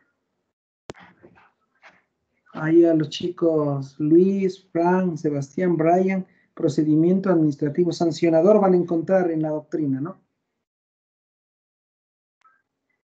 Sancionado, perfecto. Presunción de legitimidad, el siguiente grupo. Del acto administrativo también es ahí, ¿no? Presunción de legitimidad del acto administrativo. Nulidad del acto administrativo, perfecto. Potestad resolutoria de la administración pública, correcto. Ya. Potestad resolutoria de la administración pública. Y parámetro final, recursos administrativos, apelación y extraordinaria. Listo, chicos. Ahí están nuestros 13 temas para el 28 de marzo. ¿Alguna pregunta sobre esto, chicos? Recordemos, nos falta, yo creo que el día lunes, si de nuestra semana 16, lograremos avanzar en el procedimiento administrativo y el día miércoles el procedimiento administrativo sancionador. Con eso culminaríamos y quizás la próxima semana también podríamos hacer una revisión así de nuestra evaluación. Recordemos, como les había manifestado, nuestra evaluación va a ser oral, el abogado tiene que saber hablar y lógicamente no es que les voy a decir qué dice el artículo 98, bueno, que sí lo deberían saber, ¿no? Pero yo les voy a decir qué es un acta administrativo, cómo se sustenta, cuáles son los requisitos de validez, a qué nos referimos a la impugnabilidad. Bueno, quienes ya han trabajado conmigo, de cierta manera, o ya han sido mis alumnos, comprenden cómo será nuestra forma de evaluación también. ¿Alguna pregunta, chicos? Sexto. Doctor, buenas Sí. tardes. Buenas tardes. Le quería preguntar sobre el tema grupal. A nosotros nos tocó el procedimiento en el acto administrativo. Entonces dice que nos hagamos referencia únicamente a las formalidades a Por las supuesto. que nos... Usted me va a decir, en un acto administrativo tiene que presentarse un buen procedimiento, la administración deberá observar todos estos parámetros. ¿Qué sucedería si el procedimiento está mal llevado? Mientras que a los otros que les tocó el procedimiento administrativo me tendrán que hablar lo que acabamos de decir, la prueba, quién debe comparecer, los representantes y eso, mi estimado estudiante. Muy amable, doctor, gracias. ¿Alguna otra pregunta, chicos? No, y si surgen dudas, me escriben en el chat. Yo siempre lo leo y por ahí les puedo estar aclarando, ¿ya? Doctor, una cuestión. Dime. No sé si tal vez nos pueda como que modificar las fechas de entrega. Lo que pasa es que en las otras materias también nos están mandando bastantes trabajos grupales e individuales, entonces ya están como establecidos para este fin de semana y demás. Entonces no sé si con usted habría la posibilidad de que se aplace un poco. Pero no es para este fin de semana, mi estimado. Claro, O pero sea, la es para actividad la de otra las 10 semana. palabras, eso lo hacen en 30 minutos. Claro, no, más bien es para la actividad grupal. Pero recordemos que, o sea, miren, yo le estoy poniendo para el 28 de marzo, domingo 28, que quizás podría, yo tengo que pasar las notas hasta el viernes 3 y tengo que revisar todos sus trabajos. Mm, Ese es el tema, o sea, después me van a decir, Doc, ¿por qué no pasan las notas? Si solo me dan 3 días para leer 13 trabajos, que son más o menos unas 200 hojas. claro, sí, sí es correcto, doctor. No Entonces, más solamente era bien, una o sea, petición. podríamos, no sé, un día más. ¿Cuándo, de cierta manera, porque de la semana del 29 al 3 son sus exámenes, yo no les quería afectar eso. Doctor, una cuestión. El tema del grupal es igual que el anterior, ¿verdad? Hacer Igual, ensayo y video. ensayo Lo y mismo. video, estimado Fabricio. ¿Perdón? Ajá, o sea, decía porque no nos especificó y creo que el anterior vez fue de 5.000 palabras, algo así. Nos Es de mantenemos igual en igualito que eso. el anterior, 5.000 palabras, somos 5 integrantes, en algunos grupos 6. Y el video, mi estimado Fabricio. Y por favor, en el video digan el nombre. Yo algunos, porque ya les conozco, ya sé cómo se llama y le pongo. Pero otros me han mandado el video, no sé ni quién es, me toca esperar hasta el final y ya les he de enviar, por ahí tengo el reporte ya sacado con foto, para que la Dana me diga, vea, él se llama Galo Robles, no ha dicho el nombre, pero es Galo Robles. No sé, por eso les digo, ¿tendremos algún problema? Mi intención era no afectarles la semana de exámenes, chicos. Claro, ahí sí tiene toda la razón, doctor. Porque yo les pongo el 31 y capaz el 29, 30 y 31 tienen exámenes. De ahí el 31 al mediodía a la Dana la ponen contra el pizarrón y le dicen, porfa, escríbele al 2, que no se espere hasta el 2, no seas maldita. Yo creo que dejemos nomás así las fechas, doctor, porque igual el calendario manda que 28 es domingo, entonces creo que estaría bien y nos meteríamos en la semana de exámenes. Por eso yo lo que quería es que complementemos esto y lógicamente, si nosotros ya acabamos la semana que viene, que es nuestra semana 16, ¿no es cierto? Acabaríamos, qué sé yo, acabaríamos el 25, la del 29 únicamente nos dedicamos a nuestro examen y solo a exámenes. De cierta manera, haremos una jornada, si quieren, extensa, un par, unas 3, unas 4 horas, conversamos con grupos de 2 o de 3 y vamos evaluando. Lógicamente, usted interviene, da su examen y listo. Yo por eso es que a veces les digo, el que es voluntario, pues bienvenido sea, será el primero que dé el examen. Entonces, chicos, quedamos con el 28. Sí, O sea, yo, doctor. créame, viendo eso, lo he planificado. Para que no interrumpirles después se les complica. Viendo la postura del estudiante. Yo sé, chicos, que en todas las asignaturas vamos a estar cargados, pero tenemos que hacer un esfuerzo. Vamos, ya nos faltan 3 semanas. Sí, ya hemos pasado 5 o 6 semanas también estudiando. Estas requieren un poquito mayor de esfuerzo, pues yo creo que no habría ningún problema. Eso, chicos. ¿Alguna otra pregunta? Bueno, pues para la siguiente clase, que es el día lunes, revisaremos lo que nos corresponde ya al procedimiento administrativo en sí, para lo cual les exhibiré un grafiquito que ya lo tenemos planificado, es este, ¿sí? Donde analizaremos. Técnicamente, hemos hablado solo la primera parte, ¿no? La petición de oficio y la notificación, generalidades. Pero aquí ya vamos a abordar esto en la próxima clase, espero acabarlo en toda la hora que tenemos el día lunes. Y con eso vemos la consecución del procedimiento administrativo. Como les había manifestado, tenemos una fase de inicio, hay una fase de prueba y hay una fase de resolución. Lógicamente, esta fase de resolución tiene que ser notificada. Toda esta notificación del acto administrativo puede impugnarse, ¿no? Recurso de apelación o extraordinaria de revisión. Eso es todo el procedimiento administrativo. Ya les doy un adelanto de lo que vamos a ver en la próxima clase. Eso, chicos, de antemano les agradezco la atención brindada. Cualquier inquietud, cualquier sugerencia, pues en el chat la podemos realizar, ¿ya? O con la señorita presidenta Dana. Cuídense mucho y cuiden a los suyos, ¿no? No sé si se enteraron, desafortunadamente el día de ayer falleció un profesor, que no sé si fue profesor suyo, el doctor Wilma Mogrovejo. Técnicamente era nuestro colaborador de Derecho Penal, Derecho Informático, y claro, era como yo les digo, hasta la noche anterior seguíamos escribiéndonos con Wilma, ¿no?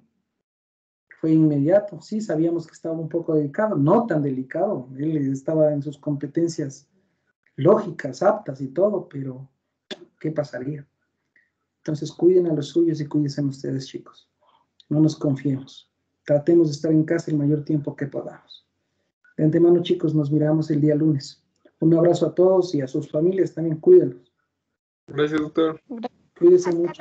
Gracias, doctor. Gracias. Hasta luego. Gracias.